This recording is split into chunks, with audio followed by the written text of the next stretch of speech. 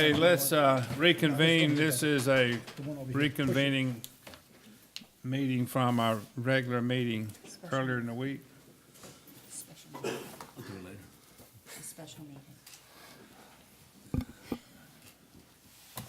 Is this a special meeting or a continuation? It's a continuation of the special meeting. It's a continuation of the special meeting. Thank you for correcting me. I always appreciate being corrected because we certainly don't want to do anything wrong. All right, so the item on the agenda was Fran Way. Fran Way. Now, Fran Way, are you the guy that was not here for the regular Yeah, and if meeting? I could speak to that, He's I always probably, on time. I did blame Fran for no show. That was a complete and total faux pas on my part. I put Fran on the agenda and forgot to tell him that he was on the agenda. So And you mean he didn't know anyway? That's my bad, but Man, you talked about him?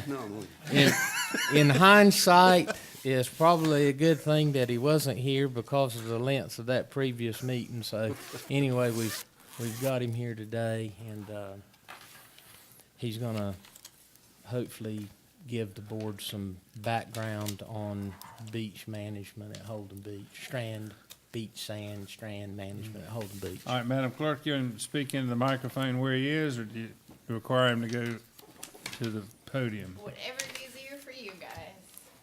As long as you get your recording, it's all right. Okay, so should I speak here? Or? Neither People mic's work? gonna work out, so Okay. either, whatever's You easier. comfortable? Okay. All right, yeah, because I got a message from David and saying, where are you at the meeting? And I went onto your website and I saw, oh my goodness, I was listed 9 a.m. Yes, it was quite a startling. My name's Fran Way, but we're coastal engineer, I'm a coastal engineer with Applied Technology and Management. And we've been working with the town of Holden Beach for about 15 years on the beach management activities. There are many elements to the beach management activity, and I'm just going to give you kind of a quick overview of some of the major ones. Just some background. These are photos. This is actually Dr. Cleary's photos from the North Carolina Beach Inland Management Plan, the BIMP, from 2008, the first time it came out. Thank you, Alan.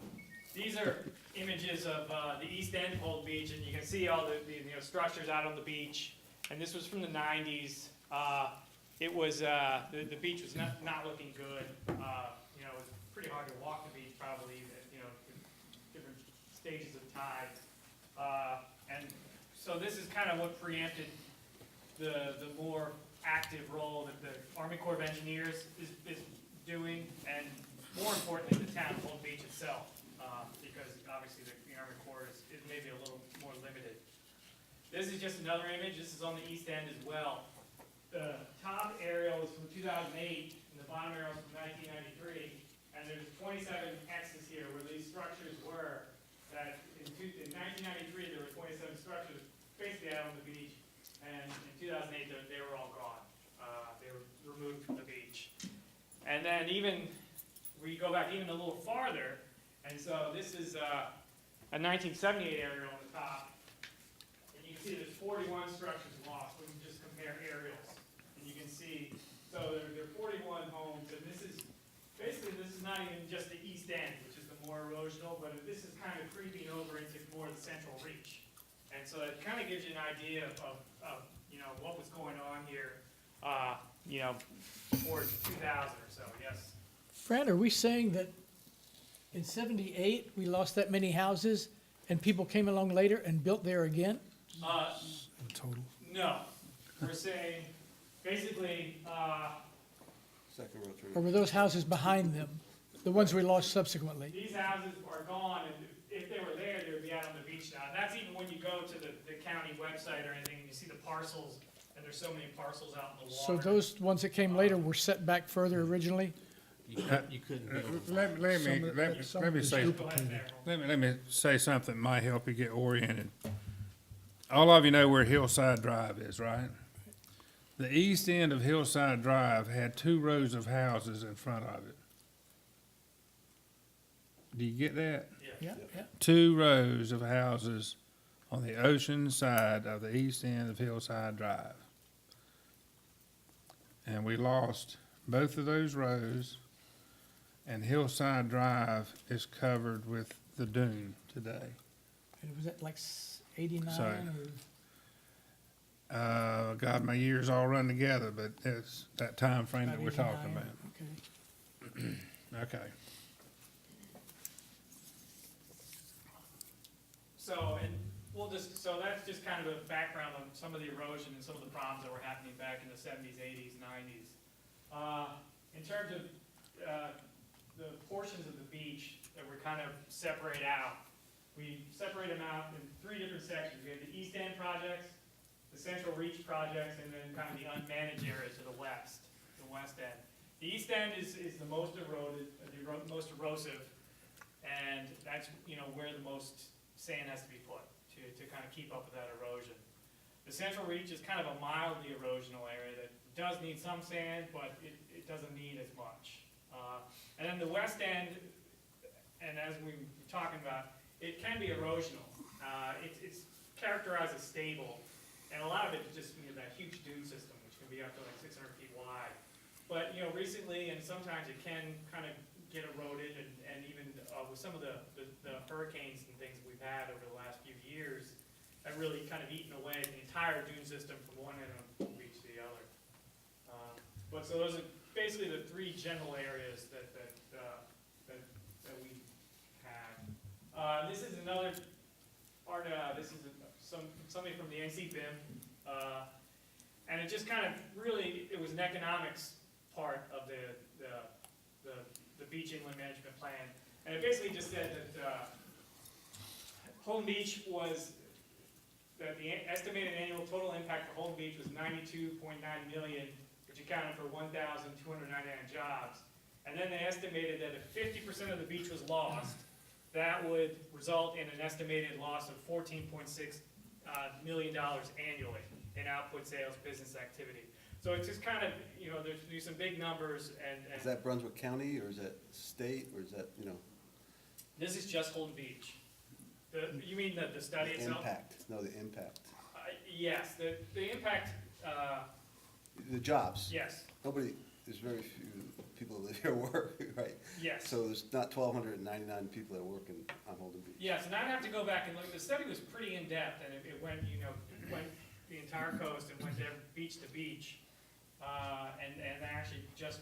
So my point is, we're spending money on the beach to Yes. protect jobs that are not Holden Beach resident jobs, it's county or state jobs, that's my point. Okay, Yes, if I could, I had to tease some of those details out there too, and if you could put it in the context of, some of the, say, housekeepers that are employed here, they actually carpool from Columbus County to come down here and perform services. That's just a But, when we go to finite. the county government and ask for money, Right. that makes sense, right? They're not, But- they're So county. that's a kind of a macro Yep. economic Okay. reference there.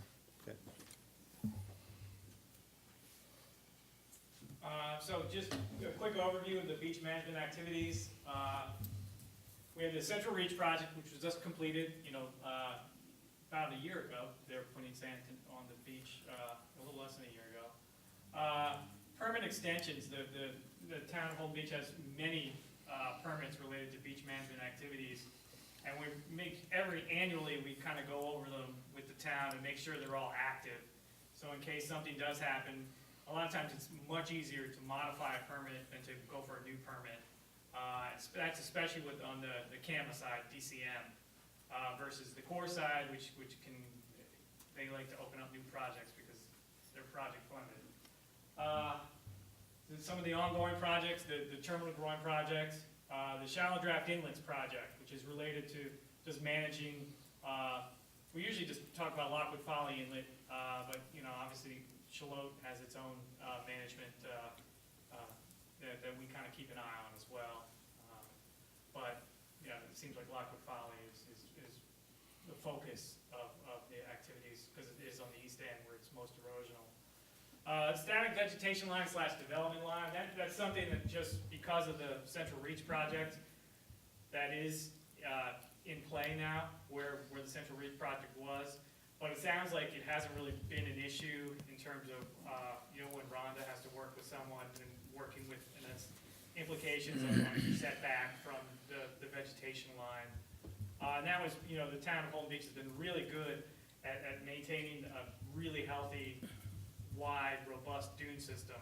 And obviously, it took a beating during Matthew, but, all that stuff is, FEMA does realize the importance of those dunes, and they have been helping out in mitigating that, because obviously, the dunes are, the crumple zone to your car, and they did work like that. Annual monitoring and data collection and reporting, that's kind of basically how we kind of track how healthy the beach is, what areas erosional, what's not, and we do that from inlet to inlet. We actually do a few lines on Oak Island as well. And then that also keeps the town eligible for FEMA projects in terms of engineered beaches, and the engineered beaches are, basically nourished beaches. Yes.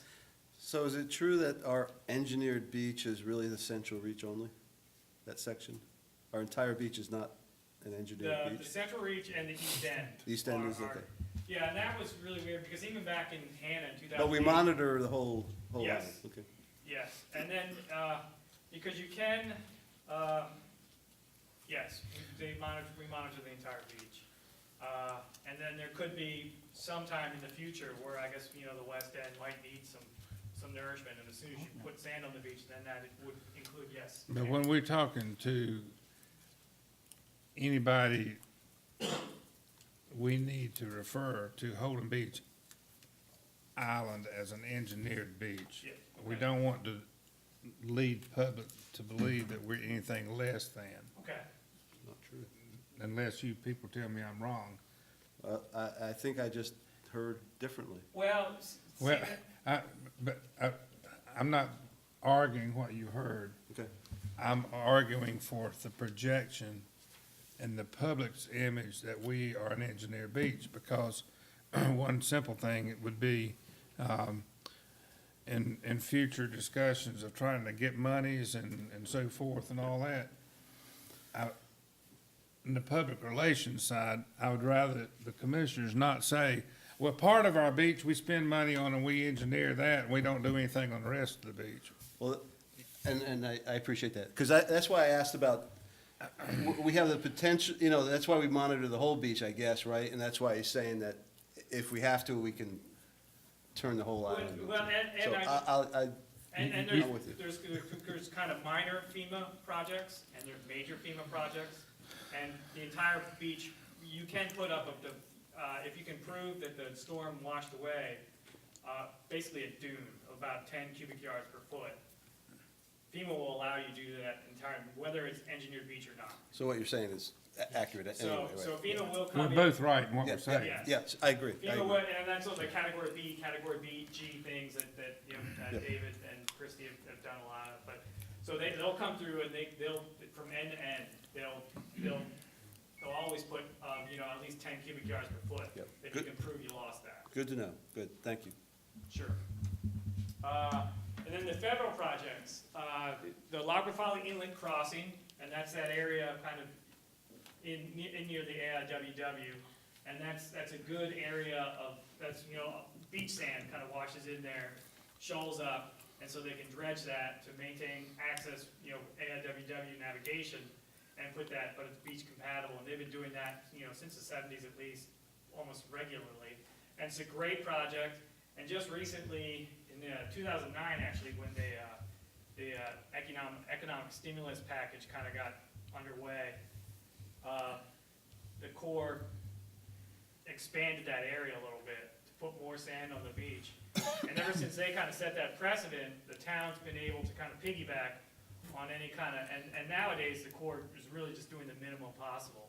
And so the town and now the state has the dredging funding available, so they can, the town, we can maximize that, and put, maybe 150, 200,000 cubic yards of material on the beach every 2 years or so, and it's really good, and it's really cheap, and it's a great way to, maintain navigation and, put sand on the beach. The Lockwood Folly outer channel dredging, that's, again, the core, and that's the side casters. And, again, they pretty much say they don't have any money, and then they do that, but all the inlets. And then, again, the state has established a fund, which is really helping out with that. But, as you all know, there's still navigation hazards, with that small inlet, and it's very dynamic out there. And that's just going to continue, it seems. And then the BCB 50-year project, that's the Corps. The Corps usually sets up, the Corps has some of those 50-year projects. The Corps has a 50-year project with Ocean Isle right now. It's actually it's been working out really well for them. They've got some 50-year projects for Carolina Beach and for Riceville Beach and some other areas, but they don't have a 50-year project for Holden Beach. And that, I guess they started that in about 1997 or so. Is that right, David? And the Brunswick. It's not the Brunswick Corps, Beaches. Yes, the Corps refers it to BCB, but then the Brunswick Beaches Consortium, the BBC. But whatever it is with the term, that's kind of just, and I think David's been keeping an eye on it and keeping on top of that. We've actually invited the Corps to come down here and brief it to the commissioners as a special interest item, and have been unsuccessful until this week in making contact with them, and have asked that can they see to their calendars possibly being available to come in and specifically brief the commissioners on the history and the evolution and the status of that 50-year project I gave them the next 4 meetings, the special meetings that we have along with our 2 regularly scheduled meetings. I haven't heard back from them yet, but I was at least successful in getting a response back. I'd asked them to come to today's meeting earlier in the week. They begged off that they need a little bit more turn time, and so we'll see if we can get them to give y'all an in-depth briefing on that 50-year project. Okay, just another quick overview, and I know some of you have seen these slides before, or a few. It's a new presentation, but a lot of the slides are repeats. Holden Beach is basically the offshore of Holden Beach is relatively sand-starved. It's a thin veneer of sand and then hard bottom, exposed limestone bottom. There's not a whole lot of sand offshore. You've got the closest ones is Jaybird Shoals, and that's actually where, and then, in 2002, they did the Wilmington Harbor deepening, and then there was some good, any kind of the new work for the Wilmington Harbor, that's good sand, when their maintenance material is not good sand. So they brought sand from there, but generally there's not a lot of sand offshore, but, we found some for the Central Reach project. So there is some sand in there, just not, it's a little more difficult to find. And when you do, there's not as much. But, North Myrtle Beach has been doing it. They have got a similar bar area, and that's actually, we looked at kind of their project, North Myrtle Beach project, because they have a similar offshore geologically to Holden Beach. And we saw how they were successfully doing projects. And so we kind of used their similar kind of procedure. And it worked, but it's a little more difficult to find offshore sand. And this is actually from a slide from the 2009 Board of Commissioners meeting. You can see here's Holden Beach, and all these little dots are vibra cores, where the Corps just went out there, and just kind of randomly looked around for sand. They just drill them, see cores, and pull them up and see what they get. We found 4 different bar areas that we thought, based on the seismic data and the vibra cores that we wanted to look at further. And And this is actually how we found the Central Reach Project bar area. And this is, that's just an image of the Central Reach bar area. They make you do a lot of stuff. Side scan sonar, sub-bottom, and then lots of vibra cores as well. Frank, can you go back to that previous slide and just point out for the commissioners where we took our Central Reach project sand from? Yes, it's actually, this was over here, and so this was bar area 1, 2, 3, and 4, and we took the sand from over here, and here's Holden Beach right here. That's why I wanted you to point that out. Fran, are we, last time, we're competing with Oak Island for that sand, right? We don't own it. Compete with anybody that wants to apply to Anybody get a can to it, permit. right? Okay, yep. Yeah, and so, and yes, It's who gets to the bowl first. and then, Bald Head Island's been doing that a lot too, their bar area's been Jay Beat 'em to the Shoals, which punch. is right in front of Oak as well. Okay. And I think, so there, and then Bald Head and Oak have always been kind of arguing over who gets that sand from the channel dredging out there, so. Other than the Central Reach project where we obtained or harvested the sand, what about those other locations as far as volume of sand? Is it 50% less, or just give me a rough idea? Maybe about 50%. We liked this area the best, and now that we did a successful project and we kind of know how it looks, and how it turned out, I think we could go back and look at these. This line out here is the 3 nautical mile limit line, and usually that's, beyond that is in foam territory. And 10 years ago or 5 years ago, foam really kind of didn't have their act together in terms of like sand. But now that it seems like they have, and they've done a couple projects. So this area is slightly, the farther away you go, the more expensive it gets. But we kind of stayed inside that 3 nautical mile limit line, where now that we probably could go out, 3 to 4 miles offshore and look a little farther beyond here, directly off of Holden Beach. So that's definitely another area that we could look at, that we did look at very hard last time, because we wanted to avoid that foam territory.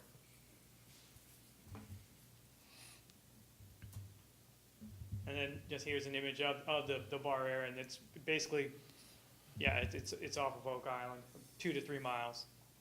There it is right here, the final bar area. And then, here's that 3 nautical mile limit. So we just stayed in there, and it was a shallow cut, 2 to 4 feet of sand.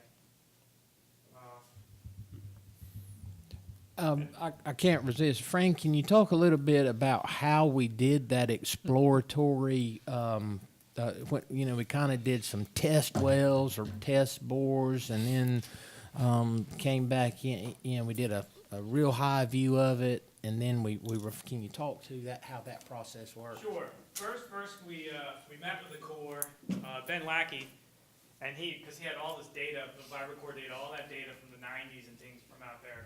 We met with him, and then they actually had done some seismic studies where basically when you're doing the seismic, it's nothing like you hear nowadays with the seismic. It's these little tiny things. It's like a glorified depth finder. But they only send a beam about 10 feet or 20 feet below the surface, and it comes back up. And then you can kind of look at that 10 to 20 feet of sand and look for sand, look for hard bottom, and then you kind of correlate it with your vibra-cores where you're digging down. And the vibra-cores usually go to around 10 feet. You're lucky if you get a full 10 feet. Usually you get refusal anywhere between 5 and 10 feet. And because even when we had we hired Athena, which goes out and does these vibra-cores, and they even called me when they're out in the water and said, we're only getting, 6 feet, our samples are only going down 6 feet or so. We kind of knew that, but there are a lot of, there are others, if you go to Jaybird Shoals, you can take 30 or 40 feet of sand.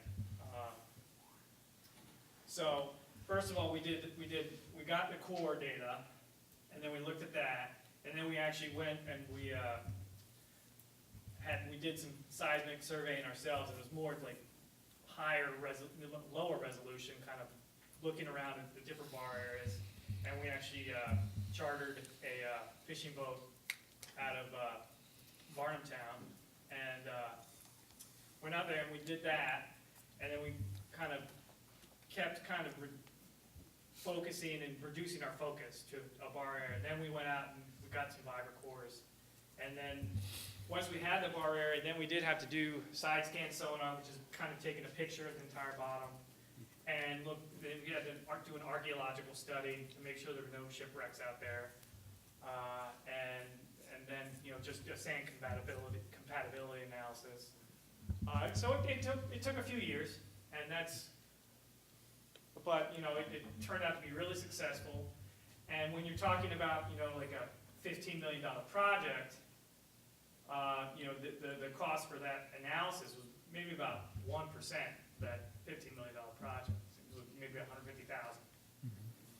So I think it does. It's worth it. It's well worth it. And I can tell you what it does for the commissioners in the town. It avoids the occurrence of what has happened, say, to some of our neighbors to the north, where they have the rocks on the beach, and they've had, you know, coquina limestone bowling balls on the beach, and that's just that's not good at all. I mean, something like that happens and it shuts down production, and when you're talking about a $15 million project, you pretty much got one bullet, and you got to make sure that it's right with all the preliminaries on that.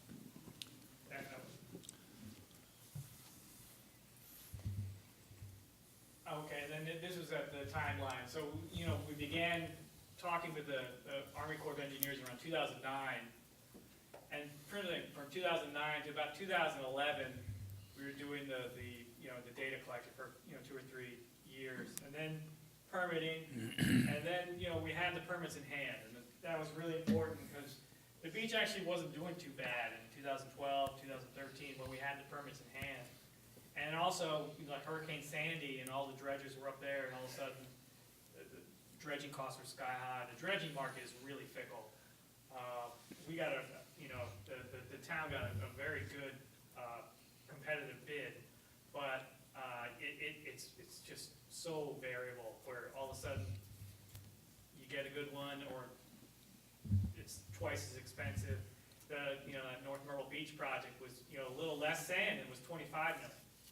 So, yeah, a $25 million project for what, 1.1 million cubic yards is when the town got a 1.3 million cubic yards for 15 million. And that's just, you know, a few miles down the way. And Hurricane Matthew, it did, you know, it did do a bunch of damage to the dunes.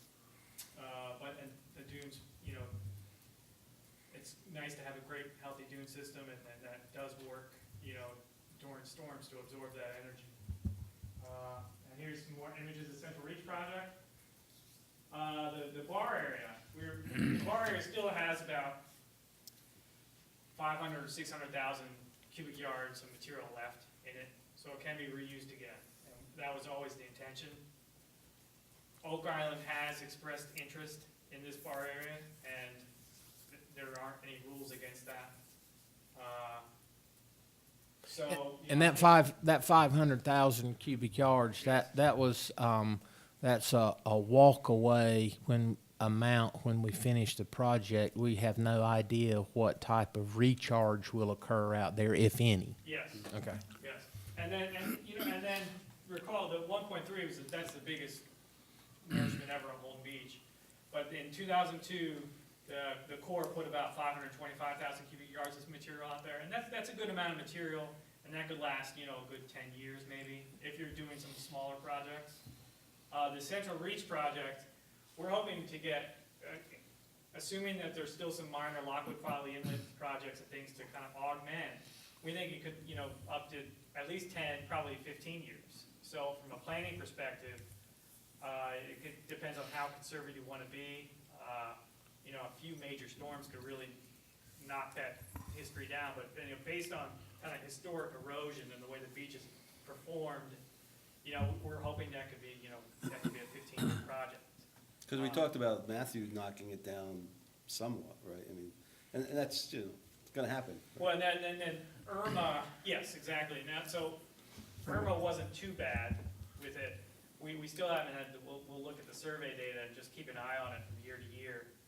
But yeah, if you have a few years in a row where you're getting something, but sometimes you have a few mild years, and we've actually seen a couple years here and where, the central reach, loses only a couple feet of material, and it's really, really mild kind of year. We'll see if the trends continue or,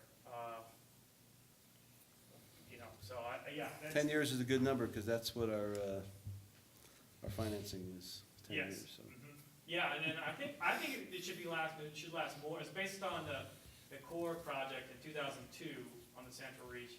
I think it should last more than 10, but from a planning perspective, 10 is probably a good number.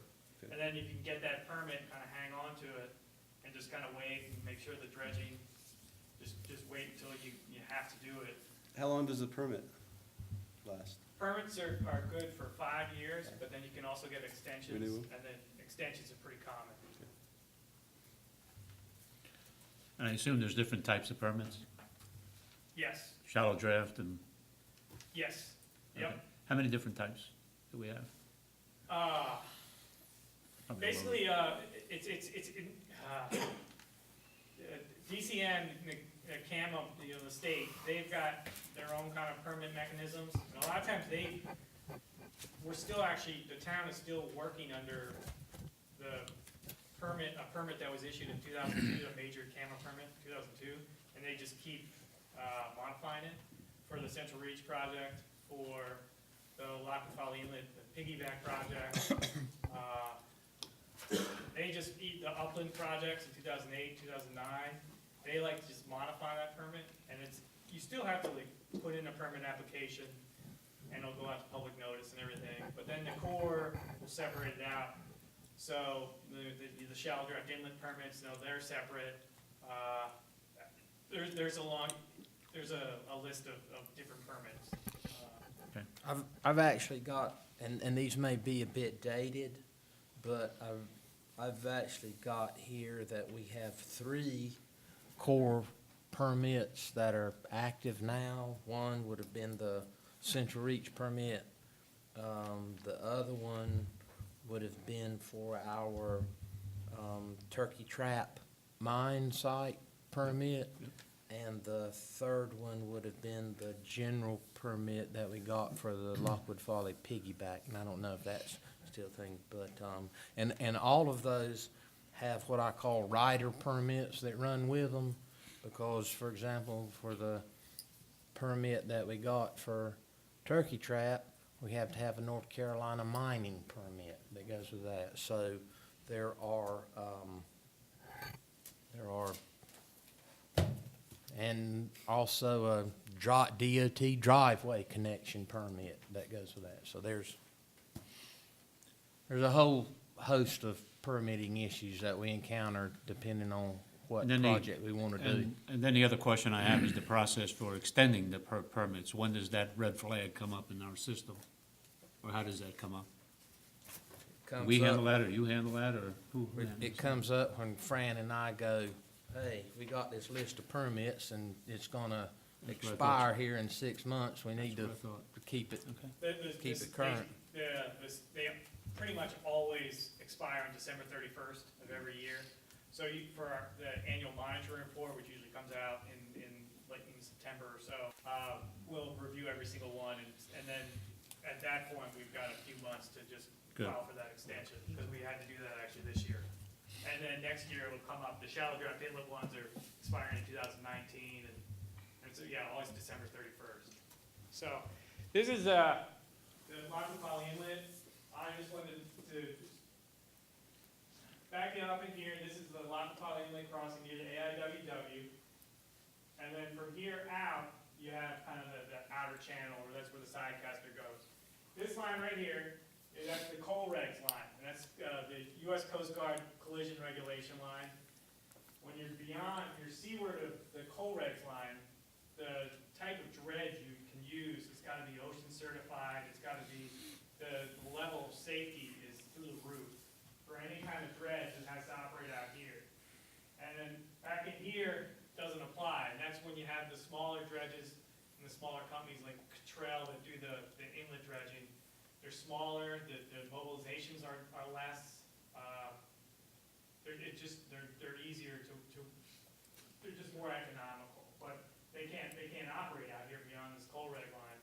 And that's the one issue with this, the outer edge shoal is the side casters and the Merton, like the shallow draft, the core vessels are those specialized kind of niche vessels that can operate in really shallow water, but can also operate beyond the coal reg line. And actually, so far, when they did the shallow draft inlet dredging and issued those permits to the towns, they were actually hoping that maybe some of the, like a private dredging company would come up with something specialized for these shallow draft inlets, but it hasn't happened so far. Because, you know, that one side caster has been around for 50 years and it just, you know, went to get rehauled basically in Mississippi. And, so they're gonna continue to use them though, I guess, so. But so hopefully, maybe a private dredger will come through with that. This is just an image of the 2017 Lockefall Inlet crossing. And just the expanded bar area, which puts, you know, about up to 200,000 cubic yards of material on the east end. And it was really nice for that is because the east end, you know, the central reach stopped here and the east end project, the Lockefall Inlet, they, you know, occurred within a few months of each other and just lined right up. To, you know, combined about 1.5 million cubic yards of material on the beach last year. Potential and historic bar areas. Here we have Holden Beach right here. This is Oyster Harbor, and that was used back, I think that was back in the 90s. I'm not sure, Mayor, you might. There was a development similar to the Smith Bar area, where it was a residential development where they're doing some water features, and they had material that they needed to get out of there, and it was beach compatible, so they would just truck it down to the beach. Here's the turkey trap property that the town owns. In 2008, 2009, for the FEMA projects back then for Hannah, the town needed about 200,000 cubic yards of material, and that's a pretty good amount of material for a truck haul. Anything more than that, and even Chris here, the truck hauls are a lot because the trucks, you know, hold about 10 or 12 cubic yards, maybe 15. It's just, you know, trucks all day long, and it's so much easier to put incompatible material on like smaller amounts. Back to we did an announcement. We said, hey, does anyone have a bar area that we can use for this FEMA project? And there was this trip site, and I was off the map. That's on the other side of 17, and that had really nice sand. But you know, the farther away you get, the more expensive it is again. Here's the Smith site, and that was used in 2006 and 2008. And then you have some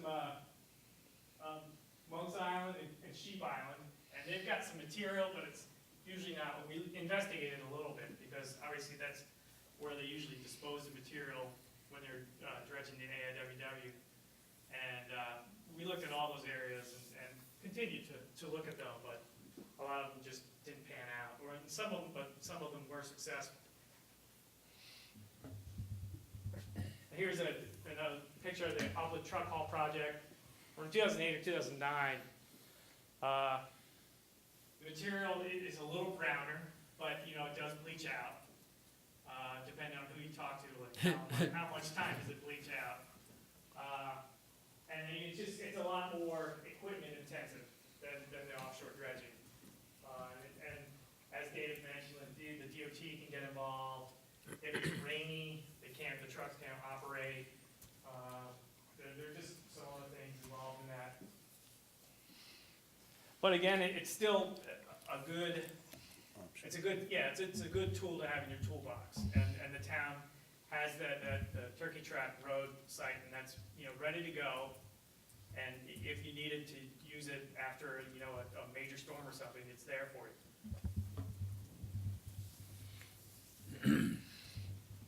And here's the Terminal Groin project. This is,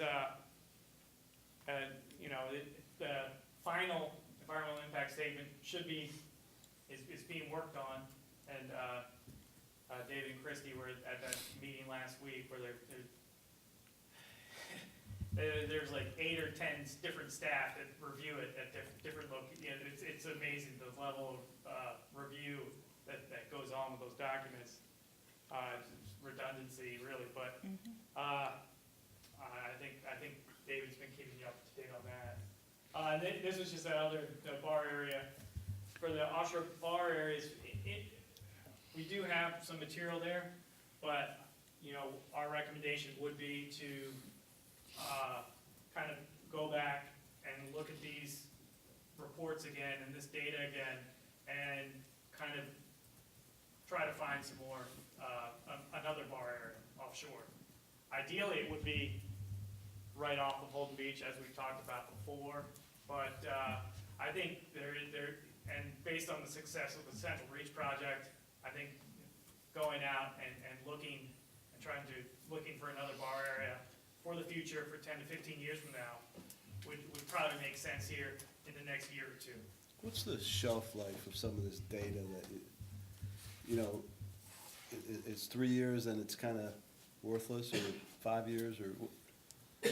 Well, data's one thing, but when we actually get down into the low-level reconnaissance and we're taking core borings, every one of those core borings that we took from what I'll call the southeast number 1 site, every one of those core borings are documented, and they're actually physically located over in the Public Works building. So the shelf life on those samples is as good as how long we keep those samples over there. Well, yes, but nature is changing, right? So that's my real question. Yeah. Well, I mean, and that's, yeah, sure, but, you know, the sand that we put on the beach, some of that, you know, it hadn't seen the light of day for 1,000,000 years. I mean, from that Central Reach Correct, project. no, but obviously, yes, if you're talking about Lockwood Inlet or that shoal, that's going to, Change. yeah,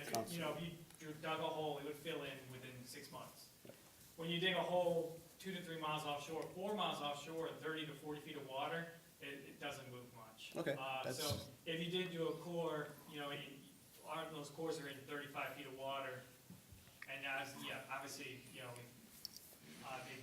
you don't even need to update charts too much because, you know, it doesn't move too much out there.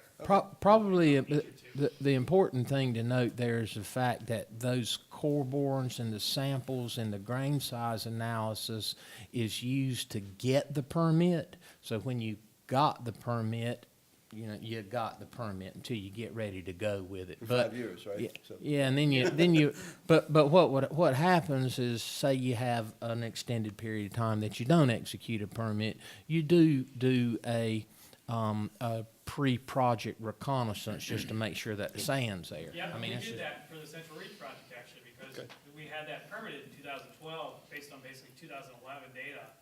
And then, you know, come around 2017, we're like, well, let's go out there and make sure that what's out there in 2017 is what's out there in 2011, and it pretty much was. But there were some minor differences, and you don't even know if it's a survey boat or did the sand move this much or. Are you compelled to do that, or you just do it on, you know what I mean? Are you legally compelled to do that, or you do it just to cover your? I guess they could compel you to do that, but they didn't for Okay, us. just curious. Because I could see, you know, maybe somebody in like Jaybird Shoals or something, something in shallower water where the bottom can be a little more dynamic, than they might, but, you know, the offshore stuff, no. we thought that a prudent management practice to Oh, make no, sure that it I- was there. Yeah, I agree. And especially, you know, after a major storm or something. Yep. But, you know, and I think, and so this is again just another image of the offshore with all the Vibracor data and everything offshore. What are all those little dots? Those are where, the Vibracors, where basically they get in, they're 3-inch pipes, and they just sink them into refusal. And, that's kind of where they are. Now is where that's the cores so the core has been really busy. And done a lot of work. Yeah, they have been, they've done a lot of work out there. And, there was another area, Dr. Cleary worked with, clear rebar area where he found it. And there's some other areas, and you can actually even see like where they're, like this is that spot that's offshore, basically of Ocean Isle. But you can tell, you know, when the more vibrant cores closely spaced together, you can tell they probably thought this was a good area, or it had some promise to it. So you basically, on how many there are, you can tell the promise. And then obviously you can see all the inlets. There's a whole bunch in both Shalom and Folly Inlet.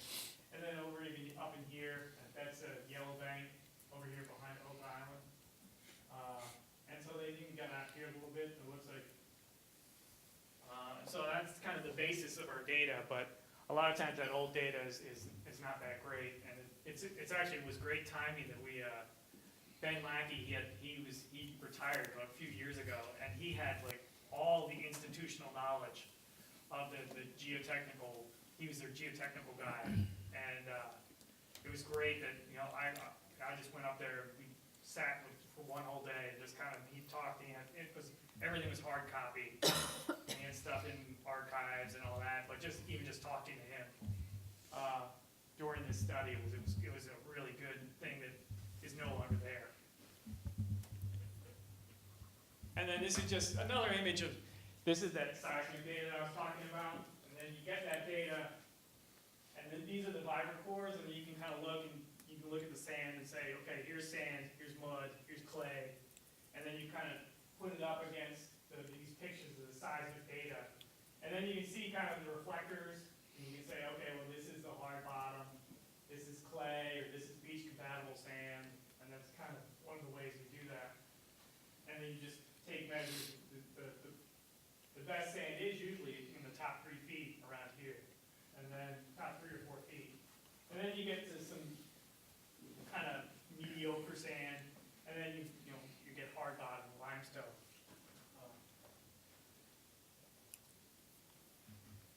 I think this is about it.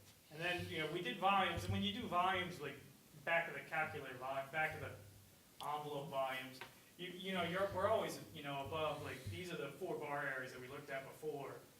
And assuming a shallow cut again, only 2 feet, you could get, you know, we're over like 5 million cubic yards of sand. So, you know, the Central Reef Project, it kind of, you know, set a really good precedent for using offshore sand, and, you know, a big nourishment, you know, every 15 years. And so we can kind of just build on that, and we probably can find some sand offshore, some good beach-compatible sand offshore for these big projects that might happen every 15 years. And that's it. So. Good, awesome. Great presentation. Yeah, thanks.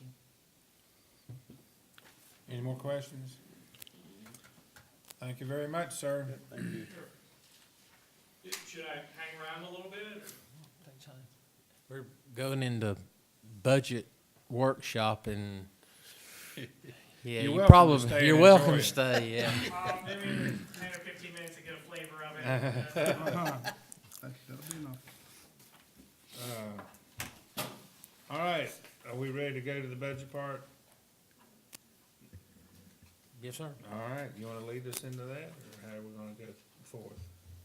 I mean, this is the commissioners' workshop, and y'all had the copies of the goals that, we had assembled and just made distribution on earlier in the week. I don't know exactly how y'all would like to start on that. If you want, I know there was discussion on actually prioritizing different goals for this workshop, however process you want to use to do that. Y'all are going to have to wade in on that, you know, other than starting at the beginning with a discussion of each one.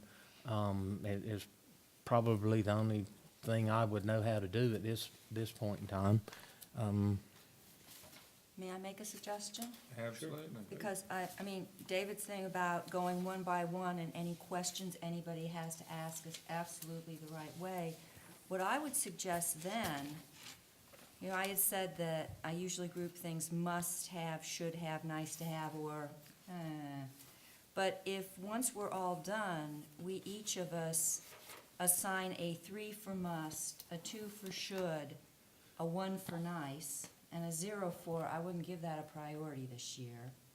And then it's simple enough to do a tally, and the ones that everybody agrees are must-haves are gonna have, are you going to vote too, Mayor? As- Not unless it's a tie. Unless, well, no, this isn't a tie No, thing, this is no. just points. No, But it would be clear that something we all agreed is a must is gonna have 15 points, and then you go from there, and that way you sort of, at some point, if you're running out of money, you might have to draw that bright line, and anything that's over 13 gets it, and under 13 doesn't, but that's one way of proceeding that at least, do any of you commissioners object to us appointing her as heading this up and coordinating this for us? Would you lead us through that?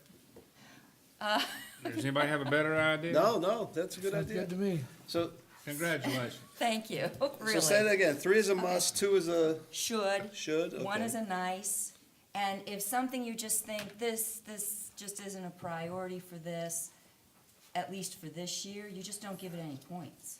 Okay, Okay, and, you know, some of these, I'm sure we've all gone through them and seen that some of these, each one of us said the same thing in a different way.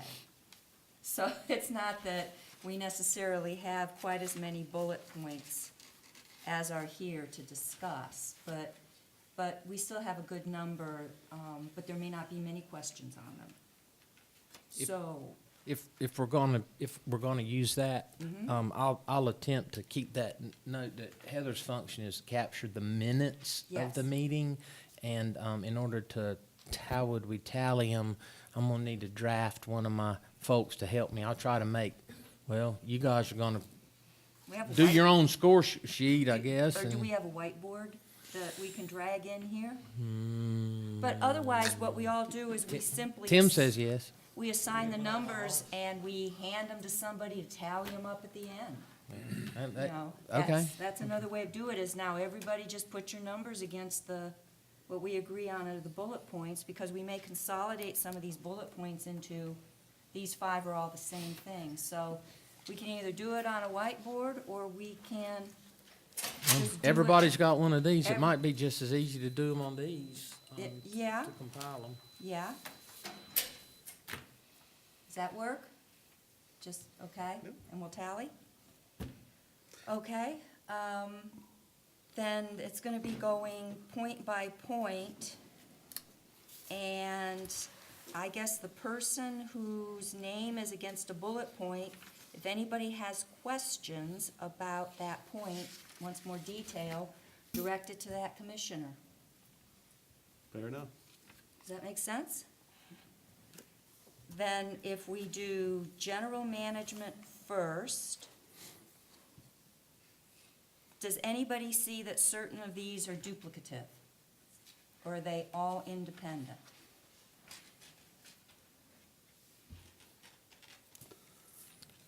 I think that a couple of them in general management aren't clear enough to me to be able to ascertain if some of them are Could I have- duplicative. Could I have a suggestion? Could we number these and go down and number each one? Because then we could, refer to number 1, 2, 3. Okay, we'll do it within each Yep. of the subgroups then.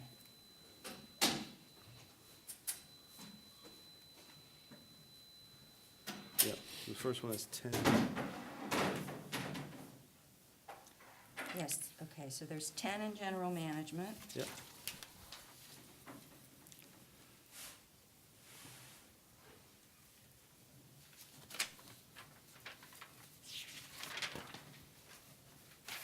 There's 6 in beach nourishment. Yep. 6 in beach inlet funding. 2 in facilities rec.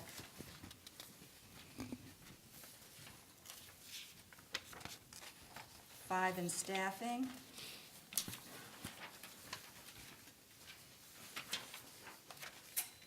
3 parking. 1 communications. 3 solid waste.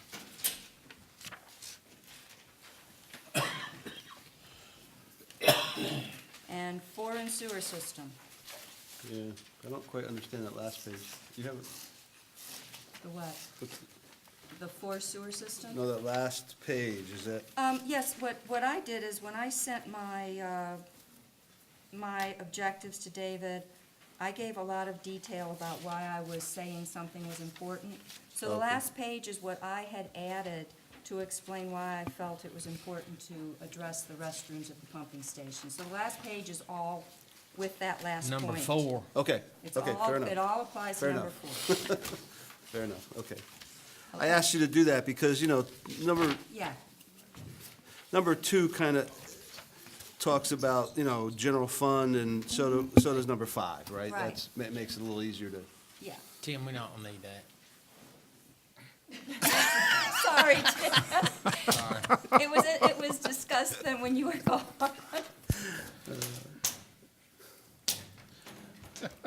Thanks, Tim. Okay, so does anyone want to address Commissioner Fletcher on General Management Point 1? Any questions about what that entails? I have a question on it. Okay. As to limit the growth of annual operating budget to increases in taxes from new homes being built. You know, on a every 4-year basis, there's a revenue neutral calculation done. If we're only talking about increases in taxes from new homes, wouldn't that serve to ignore possibly the increases in taxes that may result from an increase in property values from year to year? so revaluation? Well, not just revaluation, but the intervening years, because, every year the tax base changes up or down. But more importantly to the point that ad valorem taxes are not the only revenue in the general, a host of other other revenues that go into that general fund revenue pot. One specifically comes to mind is the local option sales tax. It's a 6-figure number, $100,000, and it is annually and repeatedly under attack through various ways of counting that up, and that specific revenue, and I only use it exemplimatically, that's $100,000. If that state distributed revenue goes away, then in order to make up assuming that there's a desire to keep services the same, that may impact it from a revenue side. But this is primarily oriented at the expense level. My point on increases in home value, that may bring a different demographic to the area that desires more services, which is going to require some discussion on increasing the expense side of it, which would increase the potential to increase the annual operating budget, and to tie it to just the ad valorem tax, may be restrictive is my point. But again, I think that goes back to my initial comment the other day, that is what we're really saying this. Did I miss this the other day? That this is don't consider a tax increase, David, when you're Yes, sir. correct? Yes, sir. Okay, all right. That's a fancy And- way. That's a fancy way of saying don't even consider a tax And it would increase. enable you to grow the budget for the town based on all the new income comes from new homes. If others would grow it up, that's great, then the general fund grows. If the values grow and we get more taxes in at our current rate, fantastic. But I would just ask that we limit any growth in the operating expense to any to the tax amount brought in by the new homes. and disregard any other increased revenue that we may have, Sure, but to yeah, put that into would the be general fine to add budget. to the general fund. Right, so, but not to spend that, to put that Exactly, don't plan aside. on spending all that new stuff. I really have strong need to grow the general fund. I'd like us to have a lot more protection within the general fund in the event that something bad happened on the island, which it could always happen.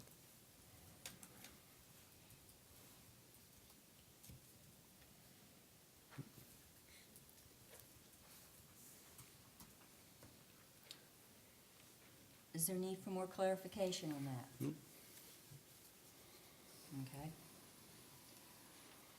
Then general management 2, again, questions to John? And here, my basic purpose is just to say, as we pay off debt, let's take those payments that we were making and put them into the general fund as a general policy. All other possibilities are there, but as a general policy, I would hope that when we pay the debt off, that goes to grow the general fund, not to find some other way to spend it. Now, can you correlate that to the fund balance policy that we adopted last year that established a 40 and 70% range that said 40 and 70% is the desired range, and when you get to 70% and you go over that, then those funds would be contributed to the sand fund, if you will, to the B part fund.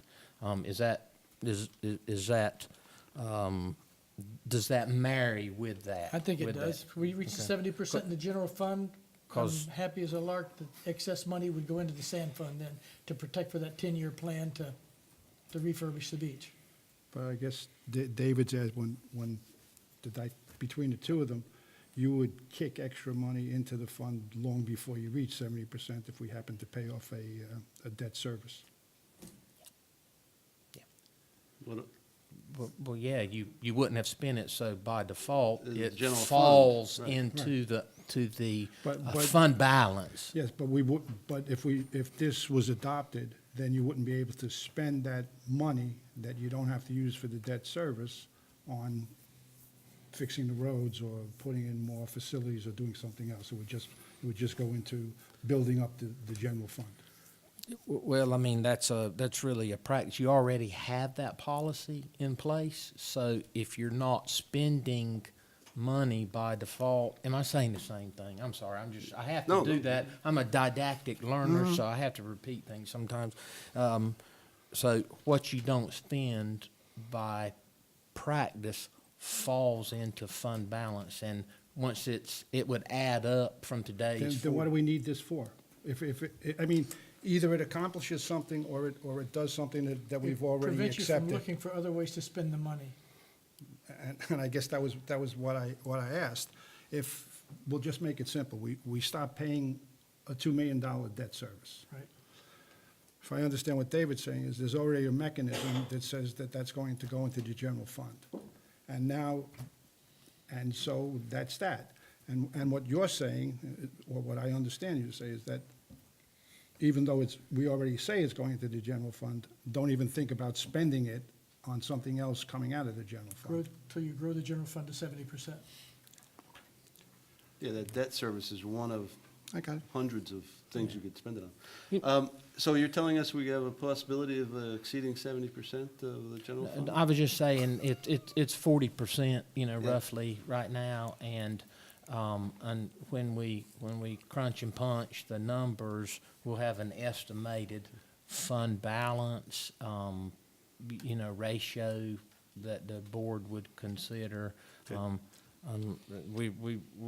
It's gonna take several years to get to 70%, unless Right, there's some that's what- type of windfall. I mean, it's. That's what I Yeah. figured. So, if Fair I could just comment, I know that, there's some specific actionable things in there. I'm taking, for my purpose, some of these things are guidance in nature. And I mean, I understand that as such. There's other things that are very specific action items to do. So I get that as guidance. Like number 3, right? That's a specific thing. Yes. Okay, if we're done on 2, then for number 3, as I said in my message to David, even before I saw that the land use plan was gonna be presented at the special meeting, I had taken a look at the land use plan and some of the background information that I had read about on land use plans, and I saw that it is indeed time for us to update that plan. We've all discussed that there are changes that need to be made in not just numbers, but maybe some of the directions the town is gonna take, like the AARP type neighborhood and things where it could be those kinds of considerations. So I believe that we should start the update of the land use plan in this upcoming budget. We've heard that it takes about 2 years, a year to create the draft, and then a year to get it through all of the approvals. So we would have to start that. Yes. I have some pertinent, updated current information. I inquired, we heard $35,000 as a swag on the cost. I inquired of the finance officer over there, who's their contracting officer, what's in anticipation of spreading that cost out over 2 years, and that is a common practice. So, assuming that we would execute a contract for a 2-year plan development process, it is an acceptable practice to the Council of Governments to do halvesies on the total cost over 2 years. And the agreement could be structured that the first half is for the draft and then the second half. That to begin it next year actually works well for them. They could, depending on the effective date of 1 July, they could actually do a hard start in the September-October timeframe, and that would let the town get some of its preamble stuff out of the way, its organizational activities on the committee or whatever. But anyway, So David, how do we start that? Do we need to, y'all started it the other day, and what I would say that you're just gonna present this as the start in the budget, and we're just gonna vote on it and say, yeah, go? if forth? y'all included as a high score on your grade there, we'll just go ahead and put it into the budget, and then once the budget passed, we would coordinate the development of the contract and bring that back. Okay, good. Okay. Point 4, debt service. Mike, a bit more Sure. Well, actually, substance around it? yes, I actually only submitted one issue, and David broke it into 3 issues. So it was it was the 2 cents and the service of the budget having to do with the Central Reach project and how that was going to interact with my position that we should give a tax reduction to the people of the town. So I don't know all of the figures. Had a conversation before the election with David about this proposal, and to put it into a nutshell, we, as a community, decided to invest $15 million into the Central Reach project. In order to do that, we borrowed $12 million, and we took roughly $3 million out of the B-Part fund. We made our budgets unaware and with no allowance for Hurricane Matthew. Hurricane Matthew came along, destroyed the beach, and we applied to FEMA to get some reimbursement. David, how much reimbursement have we received? That will help me with my argument here. 2.5, and 2.5 to date. What do we have in the pipeline? We're about Winchestered on receiving. There'll be some residuals. That FEMA approval on the Matthew damages.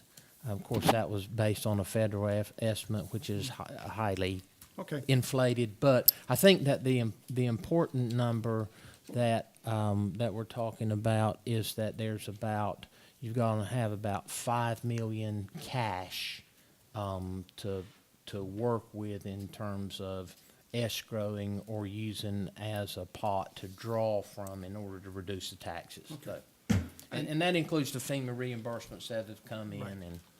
But just to use the FEMA money, we received $2.5 million that we had no idea we were going to have. It's kind of a windfall, right? Similar to if as individuals, we decided that we were going to tear down our house and build a new one, and it was going to cost $200,000 to tear down that house, but a storm came through, knocked the house down, you wouldn't have to expend that $200,000 anymore. You could do something else with it. You could give it back to the bank. So anyway, we have $2.5 million that came here. And the people of this community absorbed, depending on your house, somewhere near 40% tax increase to fund the beach renourishment program, Central Reach. My proposition is to give them back 2 cents. They took a 7-cent raise in their taxes. With the money that we got back, we could give the taxpayers a 2-cent reduction, which would be about 25% of the increase, and it would cost $260,000. I'll say this right here. If we all agree that we're not going to spend a nickel more than the revenue we take in and that we have now, I won't argue about any deduction. But if we're going to take part of that $2.5 million and spend that on anything, I believe it should be spent on giving the taxpayers back some of their tax raise. So that's what it comes down to. So and I know from the earlier discussion, the reason I included debt service is because we take money from the general fund and put it into B part to help pay the service. So my initial idea was take less of the money to pay for the debt service. We already have this, as David said, we already have this $2.5 million. So our B part money is now $5 million, give or take. And so $260,000 doesn't get transferred from the general fund into the B part fund. It goes to the taxpayers and the owners of the property on the island. That's what And 4, so 5, 6, whatever the numbers are. that would be over a 10-year period too, right? Well, Because it's a permanent reduction in taxes. well, we would vote for a reduction in taxes, and we would maintain that reduction in taxes as long as it made sense. Which would be There's no- $260,000 a year reduction For in as the money long- coming to, Exactly. or in For 10 years, as long- $2.6 million of reduction of the B part fund. No, I didn't say anything about making it a 10-year plan. I'm saying this year, and for as long into the future as it makes sense, as long as we have money, that we can maintain that. If at some point we have to raise taxes, you've put it 10, because the debt is 10 years, that doesn't mean that the reduction has to be 10 years. The reduction lasts as long as it makes economic sense for the community. And this year, I believe it makes good economic sense to do it.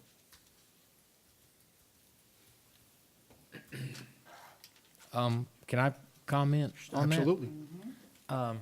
There's a couple of interrelated pieces to that Mr. Sullivan's suggestion, it intrigues me. I'd like to run the numbers to see what that does. In addition to, and I'm sorry to jump out of sequence here as it relates to establishing the capital reserve account.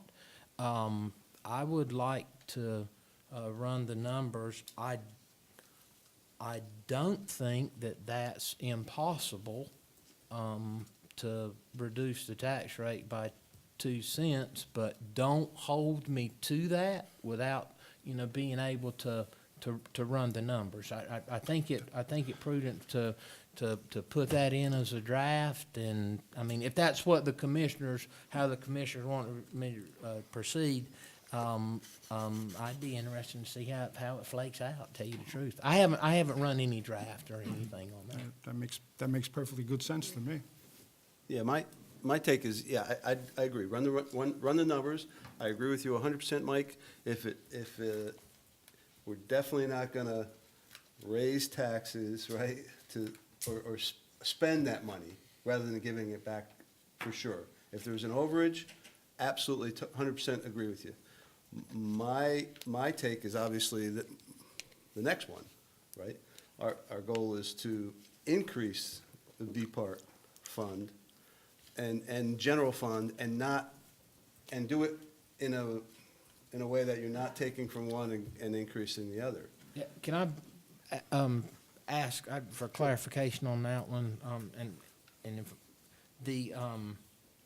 just so I'm getting the general fund beef part fund reserves without transfer from other accounts. The transfer from the general fund to the B part fund is directly correlated to the tax increase. So that amount is specific and relevant to the debt service payment. It's a one-for-one. What gets transferred is a tax increase, and it is a. Fair enough, fair enough. Is a I debt. totally agree with you. Now, there are transfers from other accounts to the general fund, and that's canal dredging. Right. And that is primarily for, in the year of execution, when a project is done, to reimburse the general fund for expenses associated with providing support to that canal dredging fund effort. It only happens in those years. Did We we not- budget for it, but we don't do it until, we don't actualize that programmed expense until the year of execution. Did And we it's- transfer from canals last year? No, it was budgeted, but there wasn't a project done for it, so it was not actualized. Now, Okay. in the upcoming year, and it's done that way, because you always budget like you're going to have a project just in case, a canal project, just in case we get a bad blow and it fills the canals up and we gotta do something. So, Why did we budget it and not, because it wasn't in the programmed schedule to but do. we still budgeted it when we knew it wasn't in the schedule? That's But what I don't understand. we're collecting revenues against a project, and the idea is to always have a project ready to go. So really what you're saying is increase both general fund and B part fund reserves without transfers from other accounts other than after a project is executed. Is the description you just gave is, it has to happen the way we work, but only after you have executed a project, and then you need reimbursement. And that's just canal dredging specific, because you're not gonna ever, you cannot reimburse, you can't use water and sewer fund to realign those. But Central Reach as well, right? Right. Yeah, that's fair enough, yeah. Just Yeah, for, so we all. I understand that, but I just Yeah. wanted to, for clarity, whenever you get the proposed budget and it's showing transfers from the canal dredging fund, you'll get it. Okay. I have one question about, when you increase or decrease the taxes, the tax rate, how much effort is it for the recalculation and reestablishment of the amounts that are owed? Does it make sense to do it for something that you only think will last for a year, or would you say, you know, the amount of work that's necessary, we'd like to know that for at least 2 years or 3 years or whatever, this is gonna hold? It's just a question. I don't know the level Good of question. work to the Let me- staff. Let me ask a question back. Is what you're talking about, if somebody doesn't pay their taxes, the unpaid taxes? No, if you're gonna lower our taxes, everybody's gonna have a new number. Right, You have to calculate that. right. Is that a minor thing, so even if this. Revenue neutral calculation is very easy. Okay. It's fairly straightforward, and even though we're not required to do it, we do it just so that we'll know, what the tax rate should be in order to collect the same amount of revenue that we did last year. It's fairly easy, a fairly straightforward calculation. It is. Okay. Okay, I think we just finished 4 and 6, Five. right? Five. Or, yeah, we finished 4 and 6 and we just addressed 5, so we are now on to general management 7.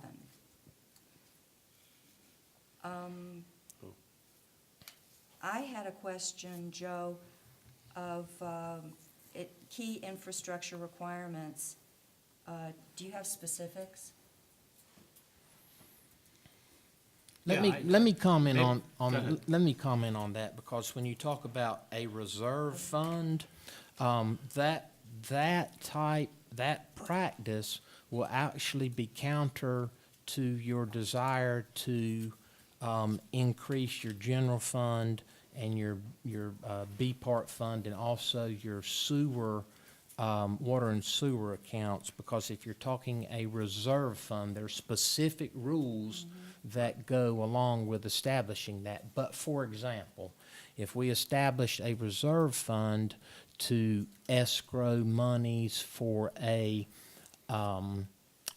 air conditioner replacement, that money is not, you will not be able to count that toward your general fund balance ratio.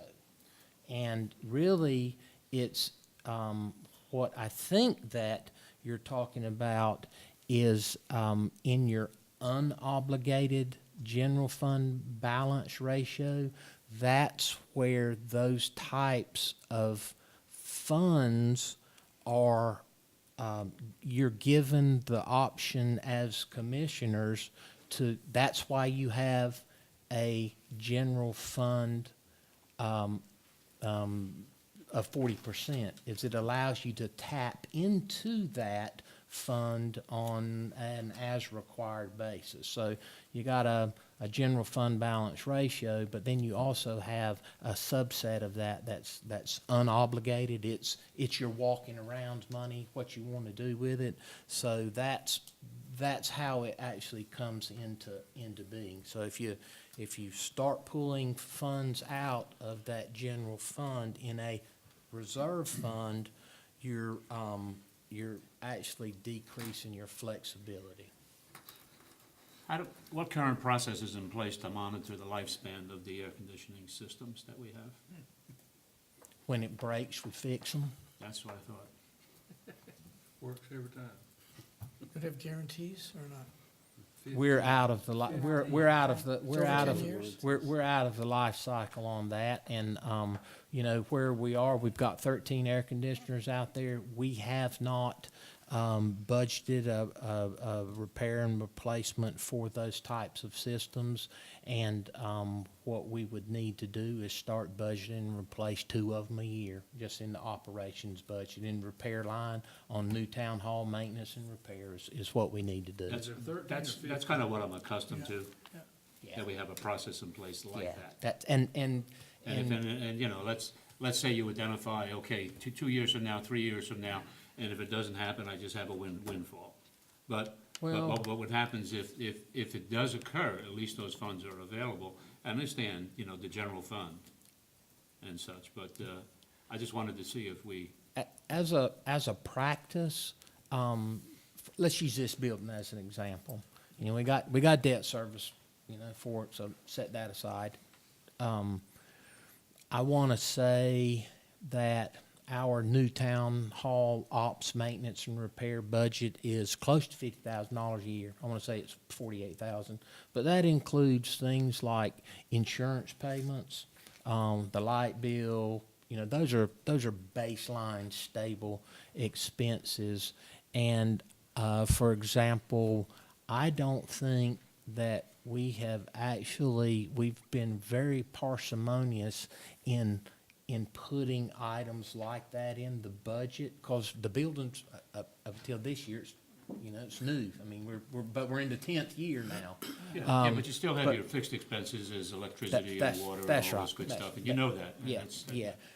But those are the things that we're gonna have to start putting in these line item budgets. And another example is down at the Starfish, we had to put a new roof on that. So we knew that was coming up. We put it in the budget and we did it, but we just did not put anything in the budget in this particular year. But, you know, going forward, I think we need to start, you know, budgeting 10 grand extra a year or whatever that is for 2 air conditioners failing. Right, Or because heat we all- pumps or whatever. We all know that the price, even our home air conditioners, the price goes up every time I look into it. drive by it, yeah. But you are saying that it's better to just have a sort of an annual line that we budget, rather than creating another special fund Yeah. that reduces the flexibility. I think the point that I was trying to get to is that, we'll budget for it, and in those years that we don't have to replace it, it doesn't get spent. I mean, I like to Right. think that we're fairly prudent with But that. the point you're making too is we've got some assets that are aging, right? Yeah. That maybe that 40% minimum, the whole idea, the general fund, we need to up that because to cover these. However, assets. that's what I'm saying, when you put it in the operations budget as expense lines, it's going to drive that reserve fund balance down. You can't obligate it and count it as as fund balance available. So you're putting it in operations, okay, Yeah, fair enough. so that's just, I want to make sure y'all understand the quid pro on that. Yep. Well, we have a list of all those items. We will. Thank you. Yeah, That's really what I'm asking. Gotcha. And, we've done some of that. It's probably more apparent in the sewer budget, when we detail some of those. David, you said 13 units. Is it 13 or 15? Well, I was counting the big ones. There's a mini split and another one. Yeah. 13 original and 2 additional ones. It's 15, not 13. Yeah. Okay. Okay, general management 8, Joe, could you, Yeah, and again, I put that in there for the lack of understanding of exactly what we do have. We have spending limits for the various folks that we have. David, do you have spending limits? Well, Is there a secondary person that looks and authorizes? well, the budget ordinance, of course, is the spending plan. Now, whether or not that happens, and the department heads, all expenses are pre-audited. So there's 2 people that have to ascertain the validity of an expense, and then department heads have to approve any budgeting expense. So I guess to answer my question, there are checks and balances in that process. Yes, sir. Okay. And I'd like to point out that the budget ordinance, by law, expenses can't exceed the appropriation in a particular line item. So it's a violation of the Local Government Budget and Fiscal Control Act to exceed a spending limitation that's imposed by the Board of Commissioners. Remember, the budget is an ordinance. It is a law. And I know we talked about this before, David, and there's no intent to micromanage anybody, but and I should know this, but is there a limit where you have to come to the board if you're gonna spend $100,000 or If $10,000 or? that's a twofold question, and it really gets into probably more so construction law, because there are bidding requirements, formal bidding requirements for specific construction requirements. For example,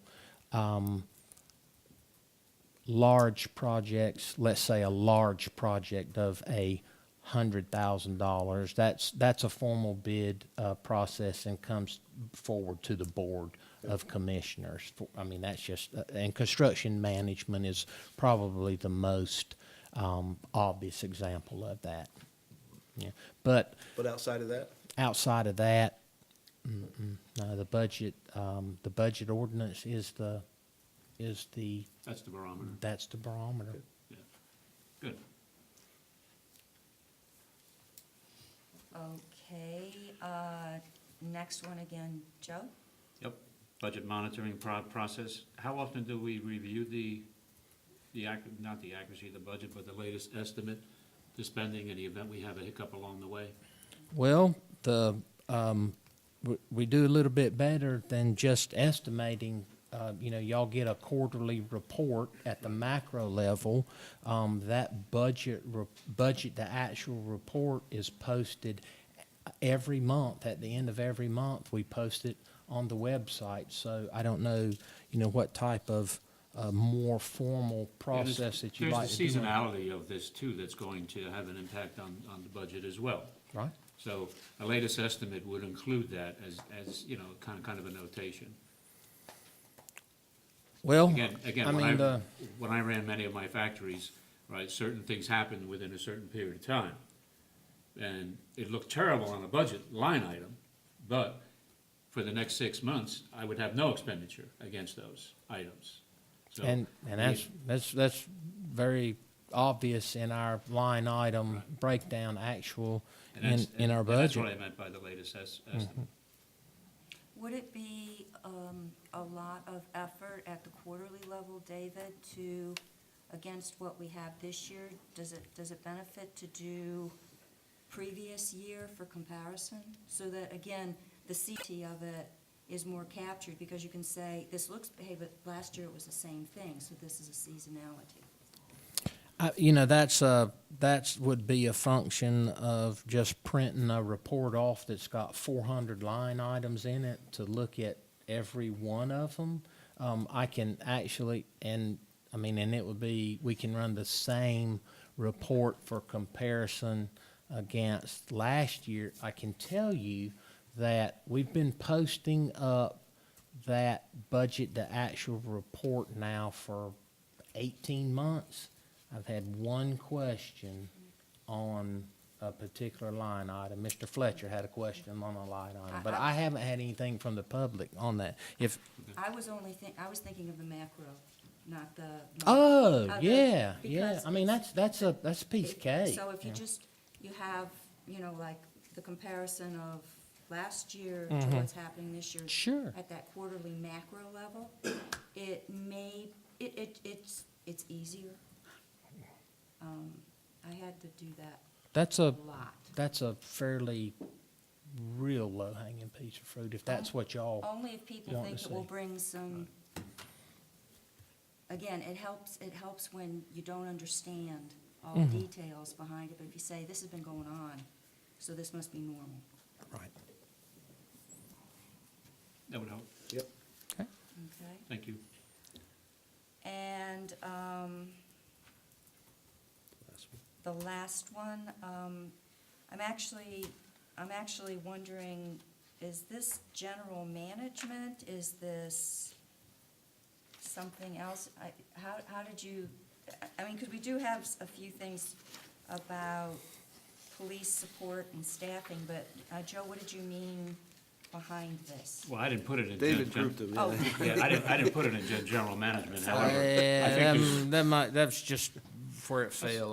That's all right, but while we're at it, why don't we discuss it? Yep. Just kind of sitting on the other side of the bench here many times. We talked about this a number of times, about the size, not only the size of the house, but too many cars parked out there and trash, a little out of control and stuff like that. And maybe it's a function or a requirement of additional enforcement.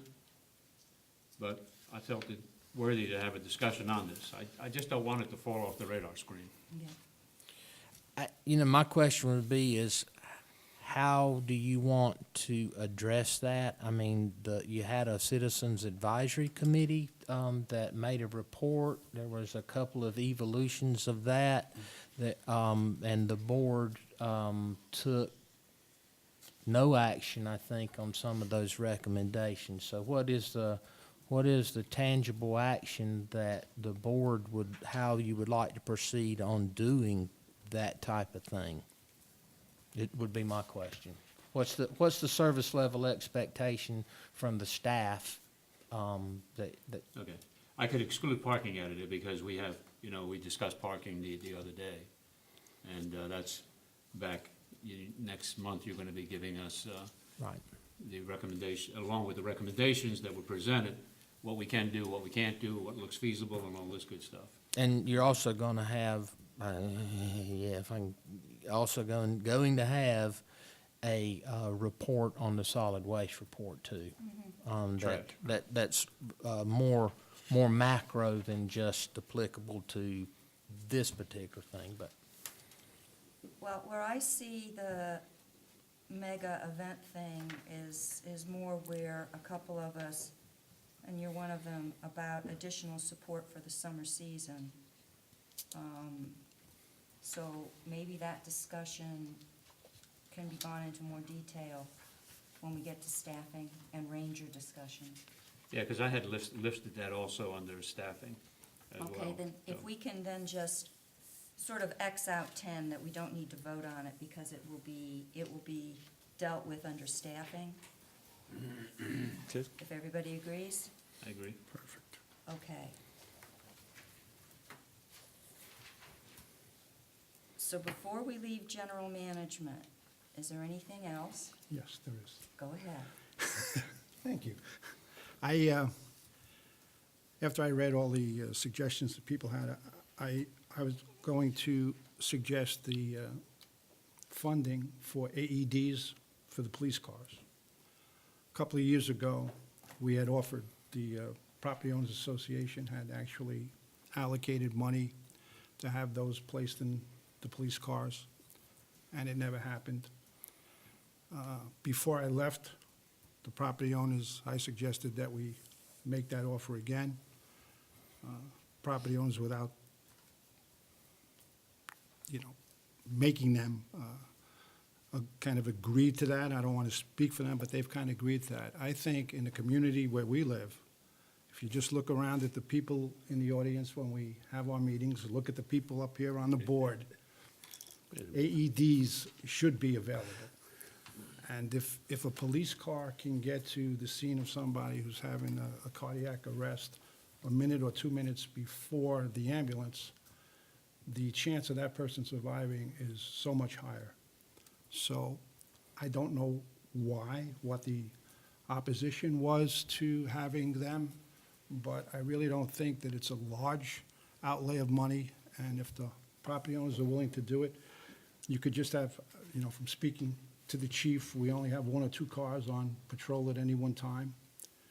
The unit could be taken out of the car when it goes off duty, and the person who comes on duty can pick it up and use it.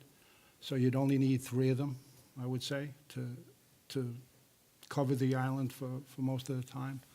And if you needed more, then it would still be money well spent, but I don't think it would be a large expenditure. And I'd like us to discuss that, or make an allocation for some Well, money for that. they are always first at the scene. Yeah. It's Well, there very you go. seldom, very seldom that the ambulance or the fire beats the police to the scene. Yeah, I think the discussion was in the details, Mike. There was a discussion about each car needed one. I don't agree with that. I think you can stop and pick up Yeah, one. I would agree. Each vehicle does not need one. Okay. Just like today, for instance, there's 1 officer working right now. So if we have 8 officers, you don't need to buy 8 of them for them to sit at, Right. somebody's house in their vehicle. And- If we can just do a couple, I think it'd be great. It'd be great for the community. I And- mean, we are usually the first ones that arrive on the medical scene, so if that gets us there, all of our officers are already CPR certified.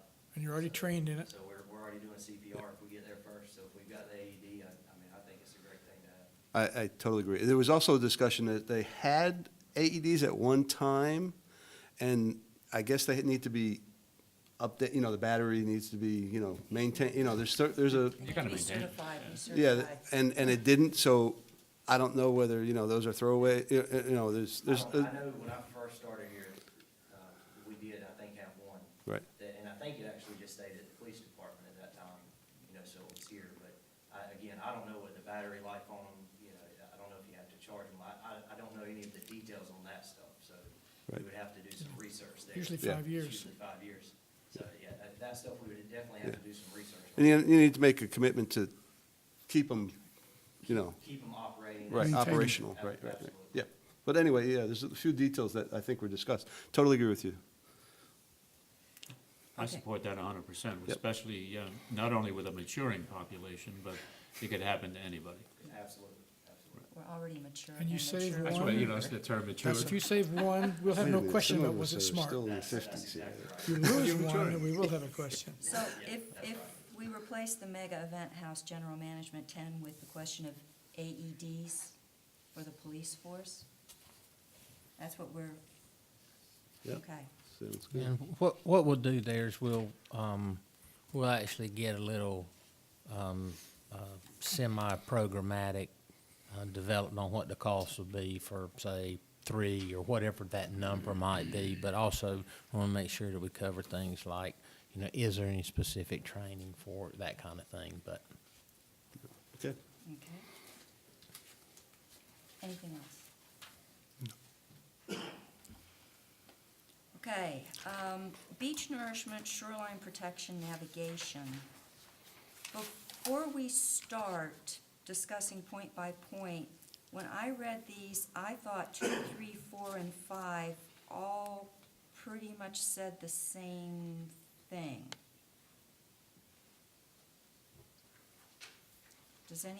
Do people pretty much agree? Well, I have 2 and 3 4. do, that's for Yeah, sure. 2 and 3. 2 and 3 do. That's a duplicate. But, okay, so with. Well, I'll tell you what 2 and 3, pretty simple, those are mine. One is a plan, and the other was implement that plan, so there's, Okay, so it's develop versus implement. correct, that's all.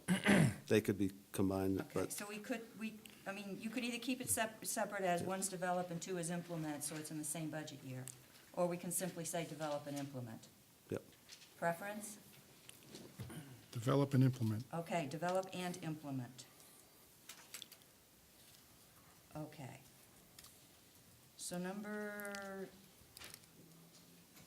3 goes away.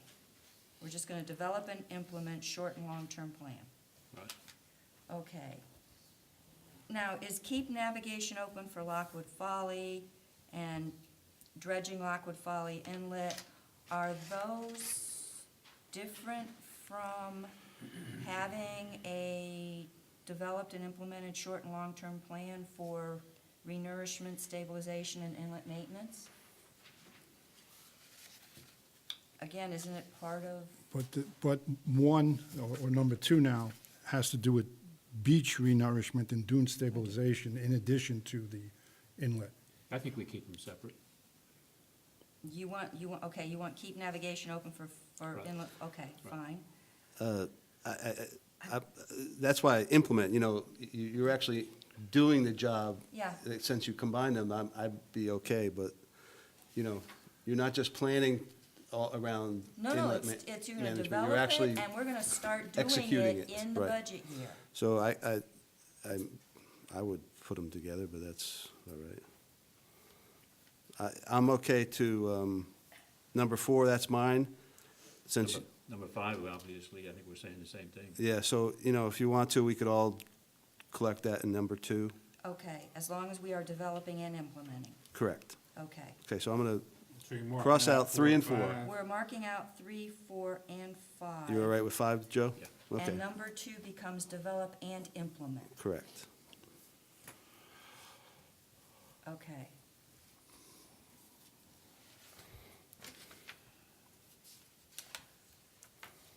All right, so we now only have 3 points to discuss. Okay, which will be number 1, number 2, as modified, and number 6. So, point 1. Does anybody have any questions for John? I do. And I think that, just for clarification, I'd like to point out that, number 1 says, use current permits to allow Corps to deposit sand from the inlet dredging directly onto the beach rather than the near shore. It's important to note the difference between, and y'all saw the presentation there, that if we're talking about using the Corps' dredges, that's either a side caster dredge or a hopper dredge, and they don't put that sand directly on the beach. With the hopper, they can. But they don't, because they don't have the supporting logistics tail that goes along with that. That machine will do the work, but the Corps does not have the logistics tail capability, being the the bulldozers, the pipelines, and the transfer stations to do that work. For the inlet crossing work, which this reads from the inlet, for the inlet crossing work, that's traditionally, and it's done with a pipeline dredge, a contractor's pipeline dredge that does have the logistical tail to put the sand directly on the beach. So by virtue of the Corps not having that capability that to do that type of work, that bullet doesn't work per se. So if you cross out the core, then it makes sense? Is there any way for us to get that sand, rather than dumped offshore, to have it put on the shore? If we can get industry to respond to our SDI 5 permit, I would hope that's where we end up going to. That's kind of been, not to make this about me, but I've answered questions time and time again. Why do we just spray that sand out there? Let's just put it on the beach. And to date, we haven't, although we've had some informal conversations with the dredging community that expressed interest, it hasn't come to fruition yet. So I think that is a goal to facilitate industry to be able to respond to that. But that's going to be an issue that's going to be beyond just Holden Beach doing, because somebody's going to have to build a $20 million dredge to do it. And they're not going to build $20 million dredge just to do Lockwood Folly Inlet. They're going to have to But are build. you dealing with the state at all? Absolutely. In that they're planning to maybe build one, and it would be one that would do that? There's actually a study that the state is doing right now to determine the feasibility on whether a state-owned plant to do that kind of thing is a viable option. So, I mean, we're engaged in that. I get this. Well, I would change, This one right change here. that to just aggressively focus on everything we can do to make that happen. Because to me, it's just foolish to throw it offshore and then never know where it goes. Is that acceptable to you, David?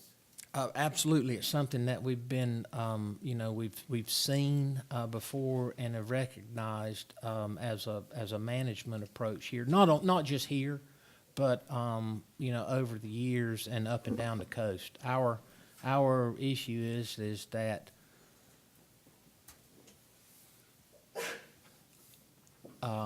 there's resistance from the Corps on disrupting the current ways of cleaning out the inlets. The Corps' got a jobs program. We might as well just go ahead and put that out on the table. And until it's recognized that that's what we're up against, it's the old question on whether it should be a governmental function or an industry function, free capital market kind of thing. That's what we're up against fundamentally. Has the Corps ever worked before with private industry to make that happen, to take the sand rather than throw it and put it on the beach? To the extent of where they've gotten to today, when they do the inlet crossing, that's a straight-up contractor job that the Corps doesn't get involved in. But that was under, yeah, okay, so that was what we did. Yes, sir. Right. Absolutely. So we're basically, so continue to aggressively pursue a change in practice so to deposit sand from inlet dredging directly onto the beach. Okay, and then the gaining the easements is just part of the process. We still need to have that in hand. Yeah, and this is oriented toward the upcoming year, and we need guidance on how the money is in the budget this year to gain the easements for the residual SDI easements. That's in this year's budget and is an executable. So, we're crab stepping our way toward doing that this year. If it's not finished by this fiscal year, of course, I'm assuming that effort would roll over into the upcoming year. Which so. is why it's probably good to keep it here in case there's still some i's to dot and t's to cross. Okay. Okay. And then it's the develop and implement the short and long-term plan for beach renourishment, stabilization, and maintenance. Are there any questions around that or any discussion of what that means? I think there's been lots of discussion about it. If the implement the plan, there's gonna have to be elements in that plan that are beyond this year. So if I would suggest to implement as appropriate would be better, because otherwise I think that it's gonna be like drinking the fire hose, drinking from the fire Yeah, hose. as Um, budget, or, yeah, as appropriate, it's fine. Yeah. Yep. Implement, yeah. Okay. And then that was point 2. Point 6, Joe, address terminal growing process. Is that in capital? But I just, a little bit more, I'm sorry, I flipped the page over already, because I thought we had pretty much well discussed that the other day on the terminal growing process. We could visit that again if we'd like to, but I see that as, you see it as we discussed, okay. All right, Eliminate that, huh? No, we've already discussed it, so. Could I, Wait, what I lost that? Oh, and you have, John said you eliminate that? No, No, aren't you we've already- taking it off the list or not? No. no need for No, we- discussion. There's just no it's need for just, we don't discussion. need to discuss, we've discussed it enough Oh, at the okay. last. Yeah, no, it's still there, Got you excited there. okay. Mr. Mayor, can I ask for a 10-minute break. 2-minute break, please? Can we have a 5-minute break? I noticed you That's haven't drinking fine. drank any of your water. I have. How many minutes you said? He said 2, I said 5. Somebody else backed up. Let's come back to order, please. We have 1 hour before the mayor has to leave. We're moving right along. We are moving right along. Okay, so the beach inlet funding, other than Mike's, point 4, which needs, I think, a little bit more discussion, are 1, 2, 3, 5, and 6 all pretty much saying the same thing? Well, one is specific, right? Yes. The number has to be justified, Yeah. but are all the others, everybody saying we need, Can't we just strike 6 since we already decided you're not gonna start making No. reserve funds? no, You're gonna allocate it, but you're not gonna call it a reserve fund, right? I'm not gonna call it a reserve fund. So that's what, develop a reserve fund. We don't need that, I can right? take the word reserve out of there. Right. And Well, it's the same can I- as, Can I add something to And the it becomes the discussion same. before y'all act Yes, sir. on the establishment of a reserve fund? Now, what I was talking about was that is a general fund, that's your litmus test. You can, in the context of funds, being a fund is a pot of money, if you do have the option for a specific purpose, large scale, in this context, I think it totally appropriate to at least have a discussion on establishing, say, a sand reserve fund, but you have to do some specific things. One, you have to articulate the purpose of it. 2, you have to give an estimated life cycle of the period involved to accrue the funds. The maximum amount that you would think that you need to accumulate, for example, in this, as relative to this initial $3 million contribution, you have to say, we want to get to $10 million, or what, over 10 years, or whatever you would like to decide. And you also have to say from which sources you derive the monies from.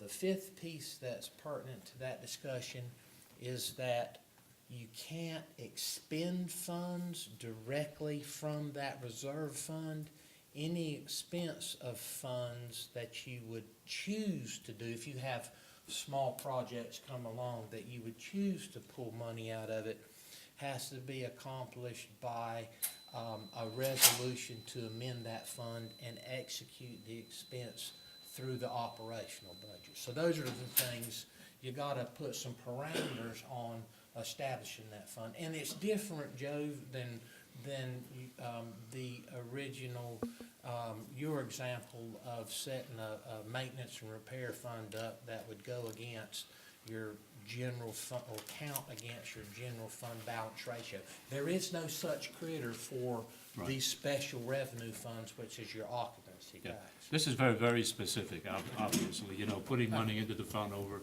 X number of years, Absolutely. and what that total, identifying what that total amount would be. So that in the future, God forbid, we have a storm come through, at least we have, a pot to go to. Well, even, we just talked about 10 years from now, when we gotta redo the central reach. Mark? I guess I would just say, you're right, that all of these, this is just one issue. It's not 5 or 6 different issues. It's one issue with a few different components, right? Where, Yeah. where you're gonna fund it, how you're gonna fund it, blah, Yeah. blah, blah. Yeah. And my point being though, if you guys want to establish a capital reserve fund, we have to articulate that as an ordinance, and I gotta know those specifics of which, cause it takes the money out of play, as far as, in the unobligated fund balance, In my mind, that's the intent. Context. In my mind, that's the intent. You call it a reserve, I've called it a carve-out, you call it whatever you want, but it's definitely, that's the intent. So, okay, well then the question would be, David said if we want to establish a capital reserve fund, we're gonna have to do it through an ordinance. Yep. That means we're gonna have to do it at our normal meetings. Do we want to go through, Well, it can be done as part of the budget ordinance, is what, and Oh. which I would Okay. actually recommend, because it's more cohesive, and you can put it's all there. I like that. And relative information. That would be, if that's what you wanna do, that would be my recommendation on how to do that. do you see value of establishing a reserve fund, David? Basically, by default, you have it now, but you haven't memorialized it.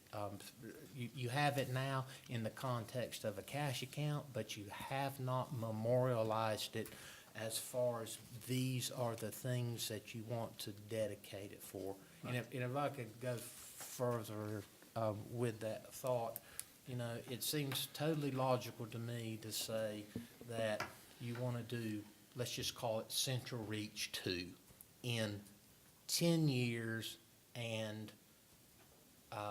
you want to accrue $8 million, and I'm spitballing here. I don't know what number you would like to do with an initial contribution from your B Park cash account of $3 million, and then future contributions. One could come from the occupancy tax fund, B Part fund, and/or the general fund, should you get to the 70% threshold that you're contributing those. So, I'm spitballing what we'd write up in the ordinance, but you guys I are would, gonna I would have- not restrict it to, is Central Reach an example? I'm just Okay, using that as, okay. A beach project or whatever that might Yeah, a be. beach project, because a beach project would also be like we did, the $79,000 inlet, all the inlet maintenance as well. David, to do this and to make sure it captures, do you want a commissioner to bounce things back and forth with to do the parameter setting definitions? How's the best way to proceed if we decide that, yes, we all agree that high priority is to establish a reserve fund for sand? It's probably best for you guys to think about, one, what's the time period you want to accrue those funds? What the maximum period of time that you want to accrue those funds? And just let me prepare that as part of the draft budget proposal. And when we get to that, then you guys, have a consensus of your we don't want it to be 8 years, we want it to be 12 years or 6 years. And you guys just think about how that would be best for you. John, you know, number one is $3 million. You're Yeah. thinking of taking $3 million from the existing B part and putting it aside? To establish for it this? now, and then we move it forward as quickly as we can, but in light of the realities of what we have to deal with in the town. And But it be specifically identified Okay. about beach renourishment. And it may be, y'all, I haven't done this, but when we do the operational B part budget, that there's $200,000 left over, or we have, should I say, that our revenues exceed our projected expenses, and that could, in addition, could be an annual contribution, but that's gonna have to be done on a year-by-year basis. But I would, cause there have been years in the past where, there have been, funds that haven't been spent, and, it just has been falling back into the B part fund. I mean, it could be Fair enough, but, programized fair enough, that but way. when you normally do goals, you don't wait till whatever's left over, but, Yeah, but this would be, as part of the budget process to have a line item for capital reserve contribution to this fund. I would like to see, I liked your original If- comments. You know, 3 million as a feeder over 10 years to have a $10 million goal, that's what I'm. Okay. Yeah, and I probably need to separate, what I'm saying is that one is the establishment of the fund and make some general reference to where it would be sourced from. Yep. And the actual sourcing is a function of the operational budget, Yep. when that comes down. Okay, so we're going to do so we're not gonna specify a number of millions. We're going to let David give him the number in terms of the number of years and the target. And then see what that initial funding, once the budget discussion is happening, is going to be, right?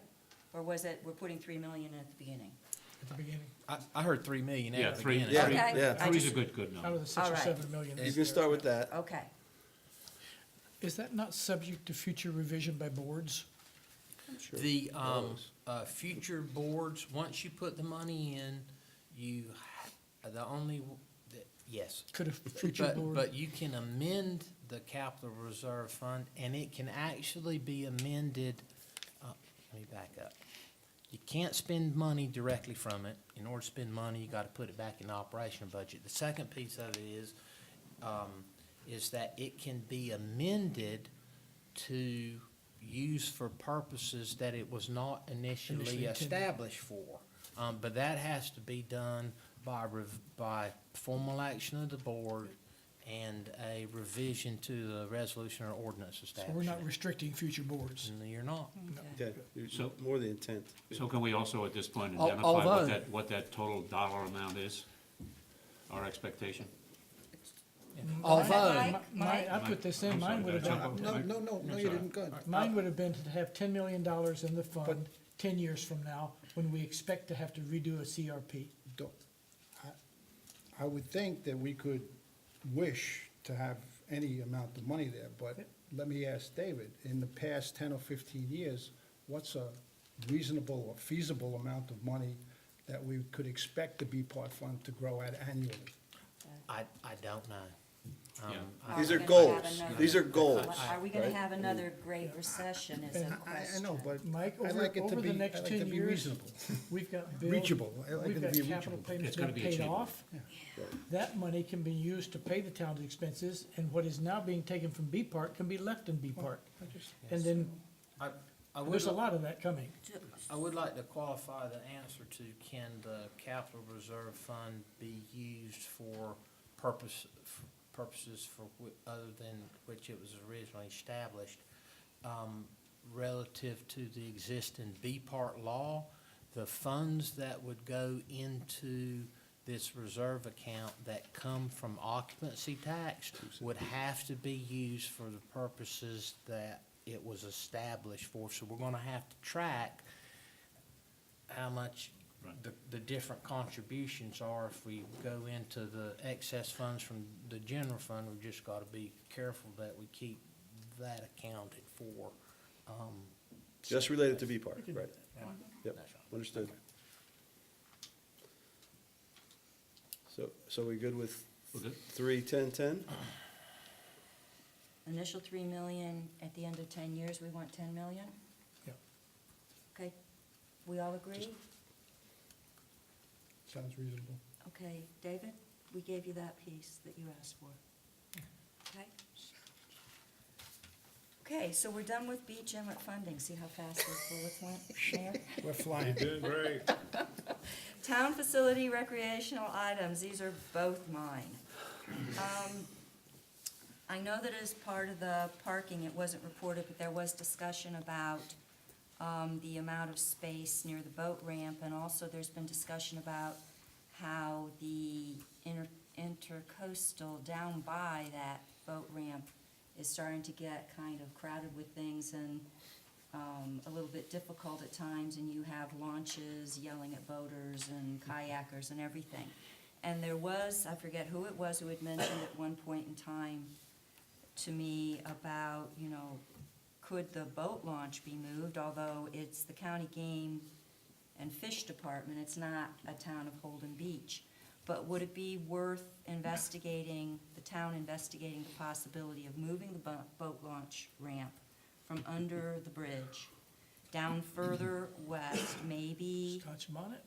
well, I think some people were talking about maybe the dog park area or something Dutch like Scotch that. bonnet. Is that That's got fun. But the first thing to do would be for the town to investigate whether or not it would be a possibility. Would there be parking there? Is it a good area? Is there a safety issue developing, or is it maybe not really developing? But the first thing to do is investigate it, and then if it's viable, we have to approach the game and fish department to suggest the move, because I guess they could say no. Well, if I could pile in on there, you know, from a general management perspective, y'all need some facts on these particulars, and what we can do is that this isn't so much budget oriented as much as a commissioner initiative to see if this is a potential project. And so, Staff time is money, yeah, so. well, yeah. And this, we would need to run to earth. I don't know, and some of the staff here, we've asked, we don't know the particulars about the establishment of the boat ramp, because that's in the DOT right away, or if there's an agreement that we had. And I certainly hadn't asked Mayor Holden what his recollection is, but I think that we need to get we can get some facts together to investigate that as a project, you know. And again, I just take it as if there's staff time, it does become something that, it does have, it's buried in somebody's objective that they do it. So budget time is a good time to bring up these little things if we think they're important. Yes, sorry. There's Pat's suggestion or idea of possibly being able to move the boat launching ramp.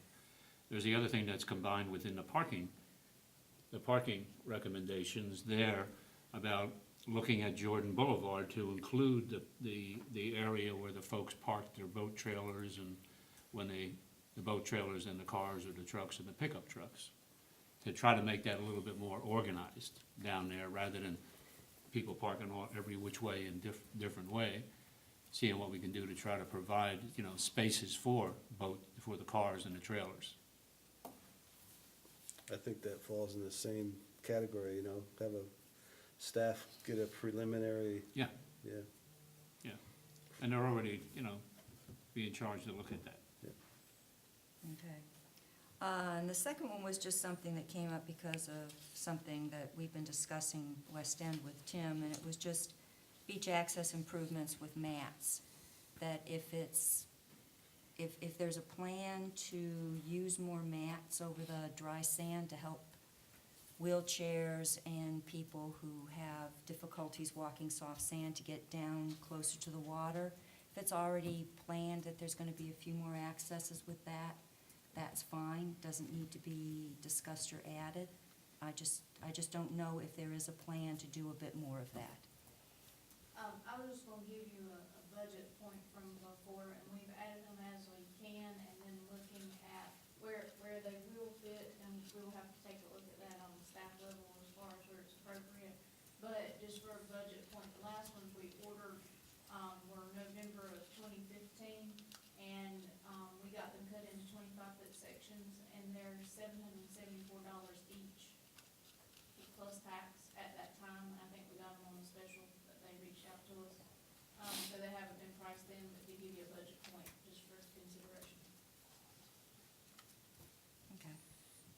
Those have been well received, by the way. And Yeah, part I of, know. part of deploying those is, of course, a function of where we can put them. But when we started rolling those out, we didn't know if people were gonna like them. Yeah. And they've been favorably received. Yep, good. Okay, staffing. There's a possibility of combining some of these, right? Yeah, I think so. 3 and 4. Number 3 and 4 certainly can be put 3 and together. 4 can be combined, and I think, 1 and 5 are very much the same. Right. Yep. I just went a little bit further in time than you did, Joe. So we have 1 and 5 are the same, so we'll use 1. We have 2, 3 and 4 are the same, so we have 3 points. You're combining 1 and 5, okay. Yeah. So, for compliance and enforcement of a number of ordinances, I call it parking, party, and grilling violations in particular, is what I notice. I think Joe probably notices the same. Other commissioners, if you have other things that are egregious, but those are the 3 that I particularly see. Having increased, I'm saying April through October evening hour patrol, because we have a lot more activity April, May than 5 years ago, and our activities are extending into September and first part of October pretty heavily. And it's watching for the parking, party, grilling violations, ordinance violations, that someone stopping and nipping it in the bud is the best way to do it, rather than waiting for it to become a full-blown offense that a neighbor calls, and then it becomes a situation that has to be controlled instead of a suggestion to follow the rules. So I think, police support, does it have to be police? Can there be some sort of special ranger program that's in the evening? I don't know, but I think it's something that not just the commissioners, but some of the owners and residents would appreciate. Yeah, I definitely think in the summer months that the police need additional support, for the enforcement and compliance. Because, we get people telling us that people are parking on sidewalks and everything else, and, in the meantime, the police department's out there on an emergency call with their brand-new AEDs. And since we're talking to this, I did want to kind of bring that up. The broken windows theory, you fix the small stuff so that it doesn't get big, and I agree with that completely. But compared to our call volume, the parking and noise complaints that we get are minuscule. Most of our calls are your medical calls, so the AEDs are gonna come in beneficial. Your suspicious vehicles, things like that we're getting actual calls for. Right. That we prioritize over a parking or noise complaint. It's like real police work. Like, and I hate to say, I'm not trying to say that the other stuff isn't, because it is. The noise ordinance and the parking is a real issue. But if we're gonna get extra policing, to really focus our efforts, and honestly, in all honesty, it should be to help protect the citizens. And and a noise violation may hurt somebody's ears or it may bother them a little bit, but if we can keep a drunk from leaving the bar and killing somebody on the road, we've done a lot more justice to this town than we have worried about parking and noise. So, we definitely need some staffing in the summer and some help. You know, we've got one officer out there right now, you know, we just talked about if she makes an arrest and goes to jail, it's gonna be 2 hours where there's not even anybody on the beach. So if we can have a second officer here who can help cover the island or do things like that, it's gonna be great. And like I said, we're not gonna overlook the noise and parking, but if that is a possibility to kind of extend that to the ranger program or look at some options there, you know. Seasonal though, Right. is right. is the point, I Because think. This time of year, our noise complaints, we don't get them this time of year. So Well, anything, right? I mean, anything anybody. really, yeah. I mean, we still get our medicals and, Yeah. you know, those are gonna be all the time, but, you know, everything else is down this time of year, so. What's the possibility of additional seasonal support or help? Would you guys be able to attain that to your knowledge?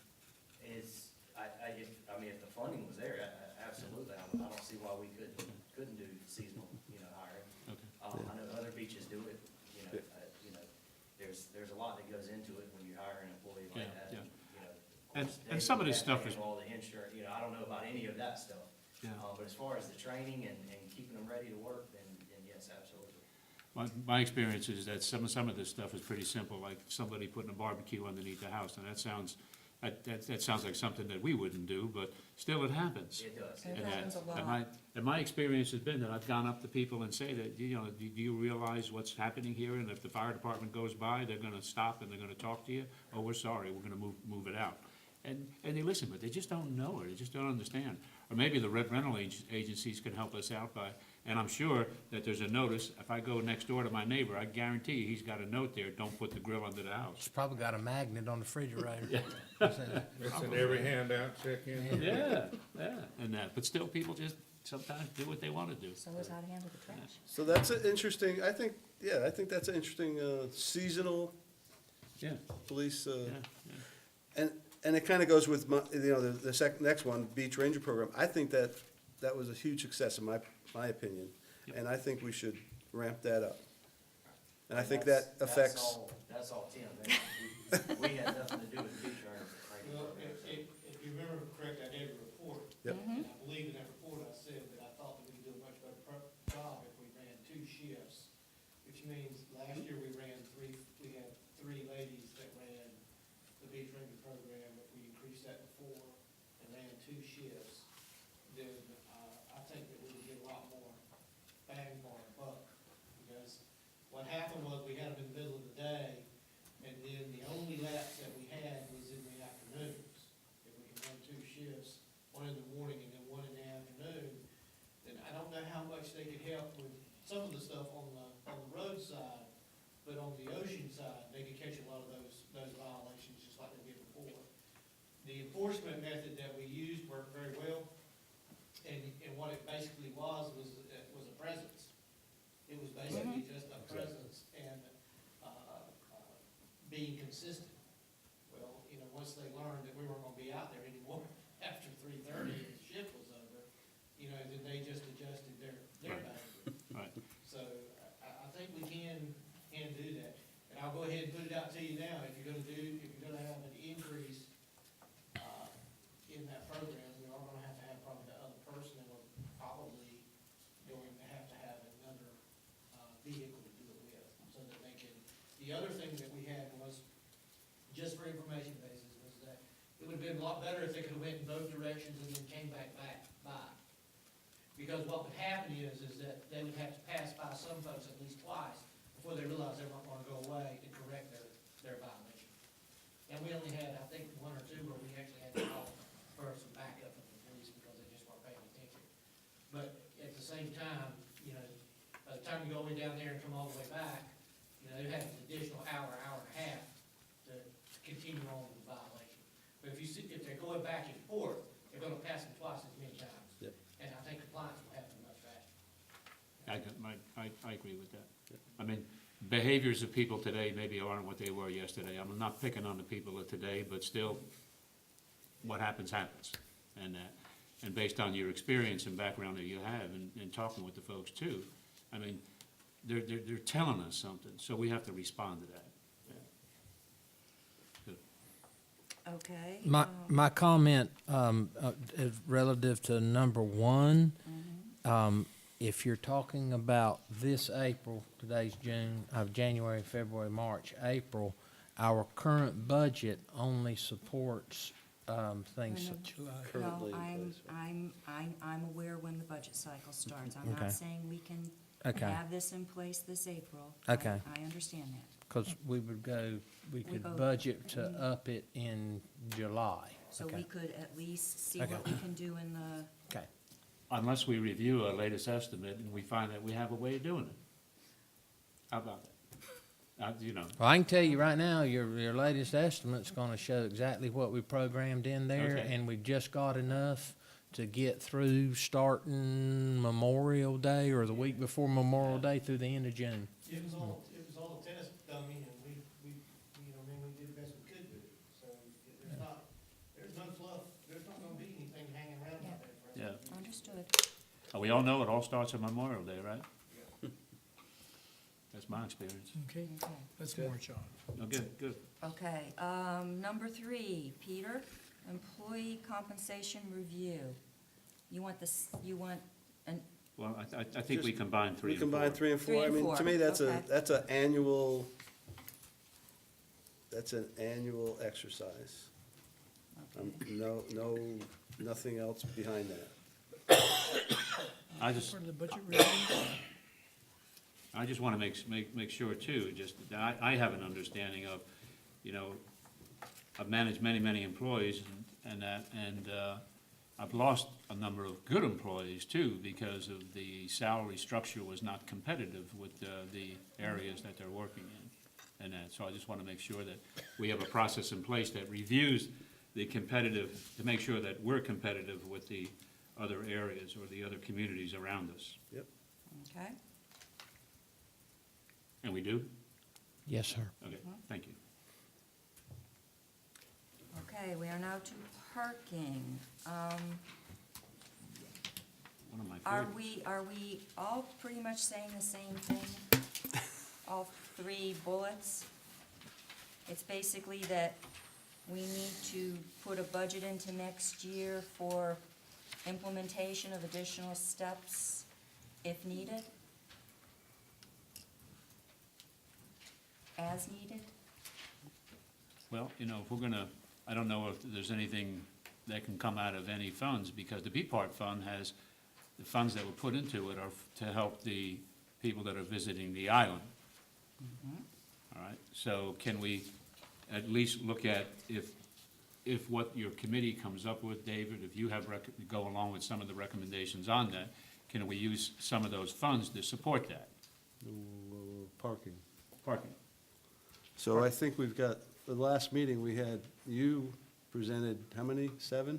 There were at least 7 then. So yeah. to me, I think, you know, we've started that to see, you know, what budget requirements are driven out of that, out of those 7 items. Right, so all I'm saying is. So I think you're right. I'm agreeing with you. All 3 are basically, The same, and all 3 are saying, make sure there's budget for parking items for the 18-19 budget to continue implementation beyond painting new lines on the road and making signage, which I think were the low-hanging fruit we agreed, yeah. right? If I could comment, just to be specific about, I think what Joe's trying to get at. For example, the underlying logic on expanding west and whatever work is done west, I believe there's a direct correlation between that and tourism-related expenses. So in my mind, that would, whatever the budget requirements are, that would be straight up in accordance with the 3% B-Part law. That's a tourism-related expense, and it's providing parking for seasonal populations. Right. Yeah, so, There's one item on that list too, I don't have it with me here today, but Tim refreshed my memory on this, is that the town-owned properties, some of the town-owned properties, we may be able to convert into additional parking with a minimal expense. Yeah, Matter of fact, minimal expense would be the most acceptable method Right. environmentally. But to give you further insight in on that, let's just say that it's, that we do work out there and it's, bush hogging a bunch of undergrowth down. We'd buy the gas to go in the tractor from the B Park fund. I mean, that's just, that's how we try to tease those details out and make sure that that's the purpose for which it's done. That's Right, probably right. an over exaggeration of example. I don't know whether this is, you know, in the public domain. I'm familiar with the corporate domain, but once you guys start to really dig into this, those 7 items and maybe a couple of the other items on the list, if you'd like me to sit in on some of that, I'd be more than happy to. Just call me. Okay? okay. That's it for parking. Communications is mine, and it's just an idea of if we would have a budget that allowed it in any year. We all know that people don't really like to read things anymore. We have to accept that. They like to see videos, they like to see shows. To get some of the information across about what we want visitors and renters to do and not to do on the island, it could get the points across better to our visitors if we had a video that they could access on the Holden Beach website and watch it, rather than they have to read a couple pages of information.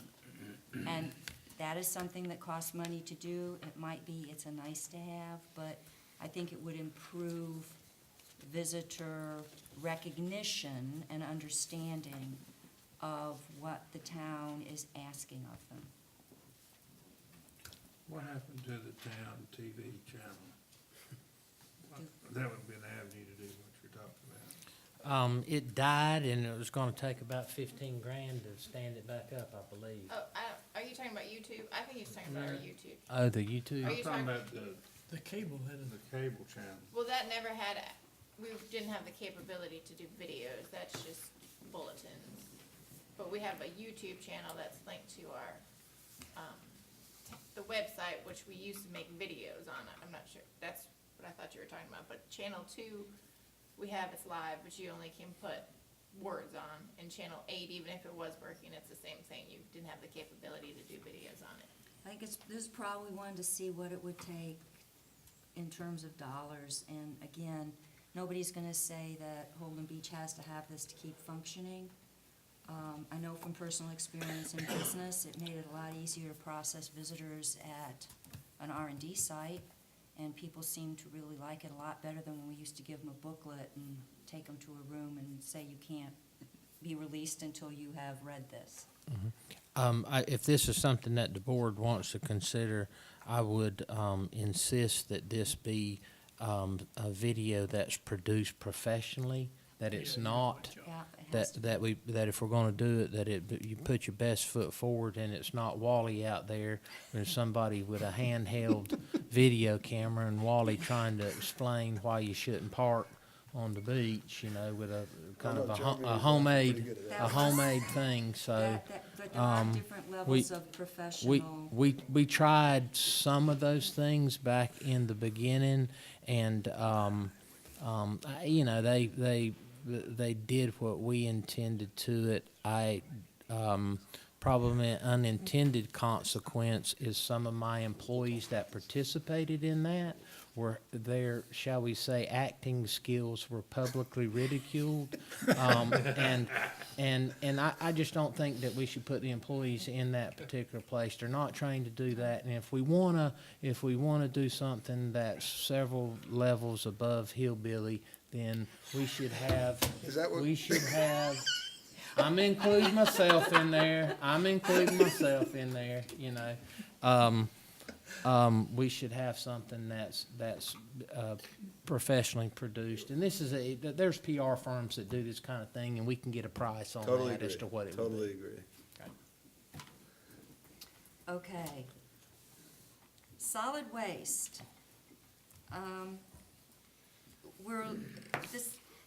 I think before I think we're all saying the same thing. It's one single thing, which is waste removal improvements.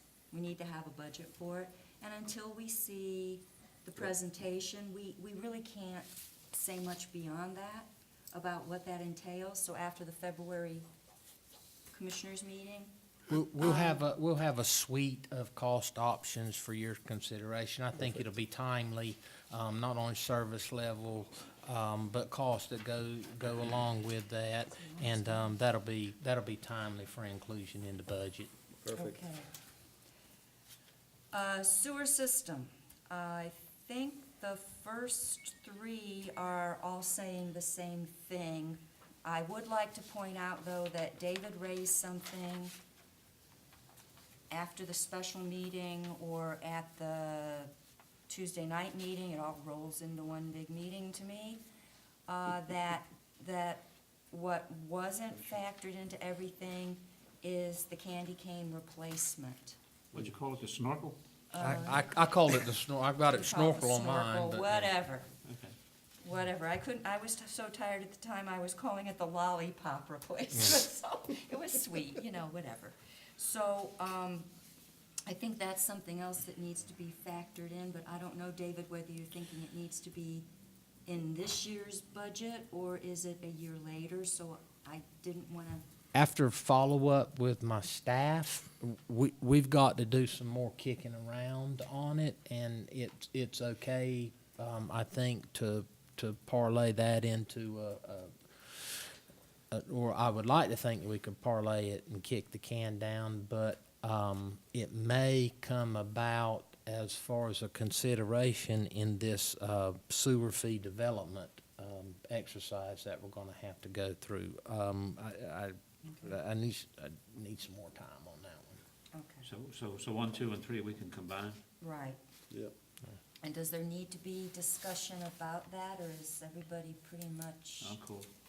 I've got a specific question relative to the time frame on that. It talks about lift stations 3 and 2 by the end of 2019, which tells me that is gonna shoehorn both of those into the same fiscal year. Is that what that is? I'm not certain, but I don't think you're gonna have the reserves to fund the 2 lift station improvements with cash in the same fiscal year. The way it was originally planned to take it out to what, 20? It was a 3-year, That's what I thought. program. David, yeah, and I And- agree with that. Weren't we talking, though, looking at the possibility of doing 2 and 3 together? No, Got one. as a, oh, that came up, I don't, It was always sequentially, and in the current capital plan, it's sequential. I think that's the driver of the capital plan. that's the driver, right, okay. The capital So plan. it's, I just didn't know if there was an If attempt we had to the capital, I accelerate think we could that, do but. something. Technically, the If we- discussion was doing it together.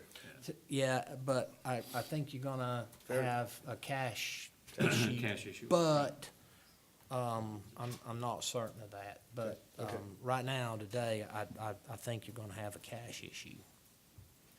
okay.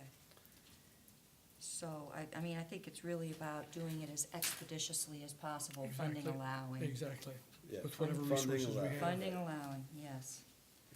And then the second point on this, which again was something I had thought about, is, since we're going to be building upgraded pumping stations 2 and 3, it's the right time to consider whether or not public restroom facilities could be added at those pumping stations. They are both near parking areas. They are both further west, where sometimes people are out walking, biking, and may feel a certain urge and are nowhere near any facility. So, again, it's the right time to consider whether or not it could be done cost-effectively. Can it be done according to regulations? Our new flood map's gonna help us, whatever. But it would be the right time to consider it, what would it cost, and is it worth doing? I personally think it is, but that's my opinion. I believe 100% that it's worth investigating. right? I mean, that's for That's what I sure. mean, it's worth investigating Put to in- see. Chris got a comment? Are you talking trying to house the public restroom in the same building itself that's the pump station? Because if you are, I'd have concerns over security reasons. Security Well, of the it's, system. it's, how do How you, you could construct that, I think it would. I agree. it's why this has to be an how do you do it in a way that it's, you know, it's part of the it's attached, but in Like an a safe outhouse. zone, a safe zone attached. Maybe an external. It would have to be done in a separate building itself, but I do think there's room on those locations, maybe a work with 10. See, you got what can be considered as a hazardous location, which it is a hazardous location, and you would never be able to have time to think about it. You're not gonna be able to put bathrooms in a hazardous occupancy. Yes, Okay, so it would have to be external. There would have to be some consideration to that. And then you really need to look at the cost of meeting all those FEMA guidelines in order to have those types of facilities below the BFE. And so there's work and, you know, there's a lot of issues with doing that, putting a bathroom at ground level. I'm not sure how many of you remember the difference between the cost of the flood-proof bathroom Over here. and the one that got elevated over here. Yep. Do y'all remember, I think the difference in cost was $600,000? But anyway, there's quite a few factors that factor into that. It is feasible to do. It's the cost that I think y'all would need to look at. In respect to the value of what you're getting, but you cannot put them in the building. I mean, it's a hazardous location. You would actually have to build a building inside a building to pull that one off. And then you're talking extravagantly, spending a lot more money to pull that one off. So you're gonna have to go ahead and focus on, you're gonna have one nearby, it being exterior of the lift station.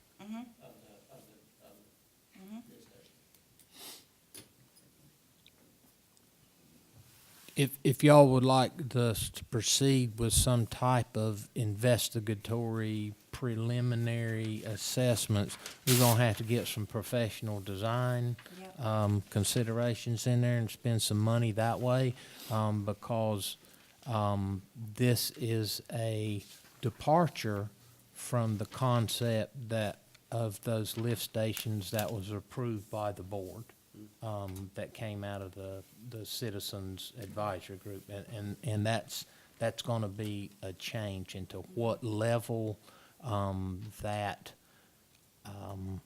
investigation would need professional advice. I'm unsure at this point in time, but like Tim said the other day, I'm gonna have to get somebody to help on doing some of those considerations. But we can get some estimates, and they'll be, but we would like them backed by some professional services, and if that's what you want us to do.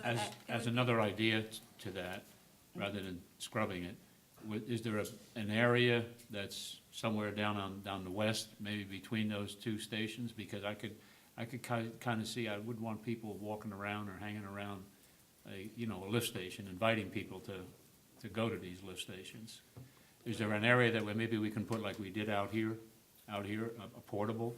Maybe, The pump station or 800 block there, that's a pretty good stretch of property along that right there where you could actually get a pretty good ways from the station itself. As a matter of fact, there's actually a parking lot that's there, if you could construct something on the east end of that, that would be Yeah. a pretty good buffer between there and those pump stations. Yeah. The only thing you got there is Greensburg, you got that power course right there, that's. But we'd have to do a site assessment out there, because that would be subject to the buildable lot determination kind of thing over there. You know, you'd have to, the buildable area would have to meet the criteria under the land use. Right. You have to make sure it's consistent with your land use plan. And you have to take into consideration the environmental setbacks. Yeah, I was just thinking, an alternate suggestion. Yeah, I would Yeah. really recommend, I know that this is something that we need, and we've looked at it, partial here and there in the past. And I hate to throw it back on this, but I think that this would be something that we would want to really take a look at after the flood maps came out. Because believe it or not, the change in those zones, some of those areas are going from a B zone to an A zone, completely changes the perspective of how those bathrooms would be constructed. Right.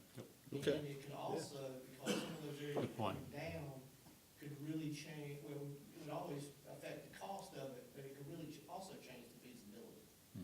So I'm not saying be patient and wait, but if I was professionally consulting y'all, knowing what I would know, I would say wait till those flood maps came out. And What kind of then maps? you could- Flood Flood. map, the Flood flood map. map. But I think, I mean, I've been the same way. I was hoping all this would, you know, you suss it out on the assumption of what those new maps are gonna be, because we kinda know what they're gonna be. And then I was praying that before any decision had to be made, the maps would be formal, or before any action had to be taken. I think you have to suss it out on the assumption of what the maps are gonna be based on the draft. But, The one thing we learned about the bathroom over here at the park, you know, what I mean, was that there's more than one way to skin a cat. You know what I mean? And, you know, I think that, looking at those bathrooms based on those criteria, I don't have enough time to explain to y'all the rules and regulations that would be applied to those bathrooms to put them out there in those flood zones. We were fortunate that we had land over here that was higher than the flood zone. That's where the bathroom went. But we're not gonna find that down that way, you know, at this time. But we might find a situation when the new maps come out that could be created, that could mimic Right. this one over here. Right. And so, I don't know how to tell you, but if I was giving advice to anybody about construction, based on what you just asked me, I would say wait till those maps come out. It's okay to start looking for areas. We can look at the preliminary maps and look at areas, but I would wait until we had a letter of final determination on those maps before we start looking for areas to put bathrooms, because we could end up with one where we really was a better place. Yeah, it doesn't make any sense to spend any money before that. No. That's for sure. Yeah. so what we're really saying is investigate the cost, the potential cost for inclusion of public restrooms near the new pumping stations, Yeah, but or at, But in order to run those, No, I in order know. to run any parameters like that, there's gonna have to be some assumptions, and that's what I was saying. We need to get some professional assistance on that, but if you're gonna have to make some assumptions based on those, and it's gonna, But I guess I would say after listening to the give and take, the idea is really just, are we in a position to make a bathroom? Because the bathroom is not going to have anything to do with the pumping Pumping station. station, It no. has to be away from the pumping station, it's gonna be outside the pumping station. So it's actually a totally separate issue. They're not connected. So It's do- almost near parking would make more sense. Yeah, so, right? exactly, so, that's actually one of the reasons I picked near the at the pumping Yeah, stations, yeah. because they're both near Parking, parking. right. But, understood, so you're basically recommending that we punt this one to next year? I would wait until we had. at least until the flood maps come out. Right. We're Flood. gonna be punting this till next year. He's gonna, Well, this What do you is say, for next- Mr. this is Mayor? Is the government shutting down? As of this Well, morning, we'll know for- in This 10 is minutes. 18-19 budget too, so. as of this Tonight. morning, they Tonight. did not have the Senate votes. If that government shuts down, we're not getting those maps before the end of summer. The promise. That's We're a gonna get them then that's a anyway. convenient excuse. Yes, you better believe it, yes. Like I said, what maps? you know, Okay. All right, you could make that, work, profile goal contingent on receiving the pertinent flood maps. What you said, or you could just say punt this one till next year, or whenever the flood maps come out, resurrect it. Yeah, Resurrect when the maps come Because out. this is for 18, this is for 18-19. Right. Yes, this is for 18-19, Yeah. yeah, yeah. yeah. Okay, we'll make it, investigate the potential costs when the flood maps, when FEMA maps. Flood maps are available. And I hate to keep pounding the budget, source drum, But since this is tourism related and now that we've refined, it makes it easier really instead of trying to spend B part money on a sewer lift station. That, that's a fairly discreet, decision on that would be sourced, since it's tourism related, straight from the B part fund. Okay. Additional sites near parking.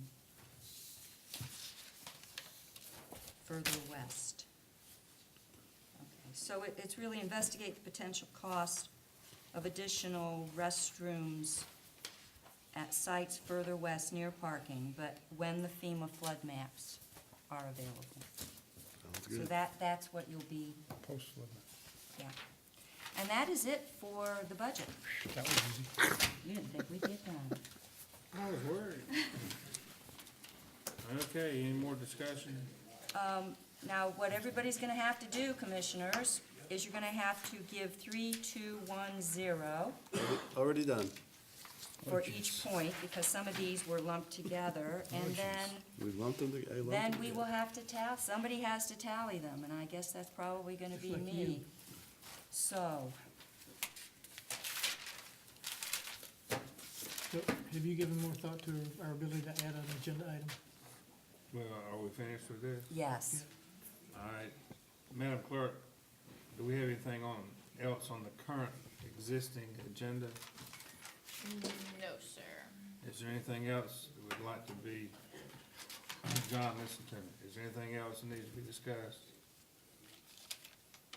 I move that we add an item to the agenda to approve the addition of a new member to the audit committee. Is there a second? I second it. Okay. This is a technical question that the board has to ask itself, and that is the urgency of it, putting the action forth without the public being made aware of in advance. Is it something that can wait? It's your decision to determine that. And the one thing that, I don't care, but I would just caution you again, every time that you add something to the agenda and the public doesn't know about it in advance, you're gonna continue to get the criticism. And, is it worth it again? But that's your decision, it's your call. And we have a motion and a second, so, you wanna vote to put it on the agenda or not? Have some discussion? Sure. Okay. I parrot what you just said. This is, we're speaking to people who can't even vote as constituents or residents of the island. And I don't think that there's anything pressing, and that we should put it on the agenda, let people know we're going to discuss it and vote on that issue. And we can put it on the regular agenda in February and accomplish, I think, what you wish to accomplish here this afternoon pretty easily, but at least let everybody know what we're doing. Conceptually, I totally agree with you, but I think the issue is there's a meeting upcoming next week, and how many actual audit committee meetings do we have in a year? So that's my only, Okay, You know, I understand that. so that's the calendar urgency. And you're asking the audit committee to take on an entirely new task that will be completed probably before Otherwise, the next audit otherwise committee. I wouldn't even, otherwise I wouldn't But I consider would it. say that here we are, 3 days after we had our meeting, we could have raised this issue on Tuesday Yep. and discussed it in front of all the people who have a right to listen to us. And now, because we didn't do what we should have done in a timely fashion, we're gonna do something that we really know in our heart and soul that we shouldn't do. And I just don't think it's right. I mean, Mike, I would just say that it wasn't actually mentioned until Tuesday to have this additional audit function. So it's sort of like, it was all bang, bang. The other way we can proceed is to call a special meeting, giving 48 hours notice, because, rather than saying we have to add it immediately. I'm just this is the other way of dealing with it, according to the rules, is to say we're gonna call a special meeting, which means 48 hours notice, we can meet on Tuesday, correct, Madam Clerk? That's correct.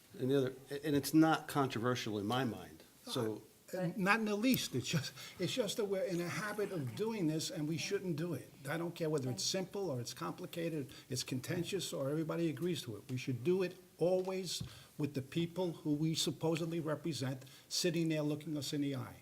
And this just becomes habitual, and I told you, I will vote against it. I'm perfectly happy to come to a special meeting and vote on it, but I don't see why we should do it today. I'm perfectly happy coming to the special meeting too. Yeah, I'm okay If with I- the if I special could- meeting, I have no problem with Actually, I that. think- However, I'm I not gonna think I be can here work until around it. next week. Without the special meeting, I can get done what I need to get done with the audit committee without having that special meeting. If I could We add, deal with it at the February meeting. if I could add in that, the special tasker for the audit committee is to review and comment on the, proposed, rate revision, or whatever you wanna call it, that comes out of McGill and Associates. That proposal isn't gonna be, ready for, at least 45 days. I mean, it's just, it's not going to be ready. That sounds like an answer to your question, but. So All I right, withdraw you- my motion. Withdraw the motion? I withdraw the motion. Okay? Is that all right? You agree? Okay, Yeah. All right, that's just another motion, possibly I'm- to I move we finish this meeting. adjourn. Adjourn. Are we adjourning this Okay, meeting, or are everybody we, is going to give me their numbers. When? 3 hours Now. for a 7-hour meeting. You don't have to give them to me now. You can give them to me I'm giving you mine now. within a certain number of days so that I can then give them to David. But I want them tomorrow at 8 o'clock. how much time do people want? You can leave them in my mailbox. You can leave them in my mailbox Monday should be plenty of time, right? by the end of Monday? Close the day, Does that close the work? Are you gonna give them back to Monday? us? I will give you your papers back after I tabulate, yes. Okay. But if people will have them in my mailbox by the end of next Monday, I will come in on Tuesday, pick them up. I can run the numbers and give them to David, and then David, you'll have the numerical priorities, is that what? And, I think that it would be beneficial if we could collect the originals just for, records, because those are public records, the originals. You guys, whatever you're doing, those working papers are public records, and we will want to have. I want a them. copy back. In- in Yeah. case- No, I will in give case I don't everybody know. a copy back. Okay, all All right, we have a right, motion, we have a Yeah, I mo- can- It's mayhem. we have a motion on the floor. All in favor, say aye. Aye. Opposed, say no. It's unanimous.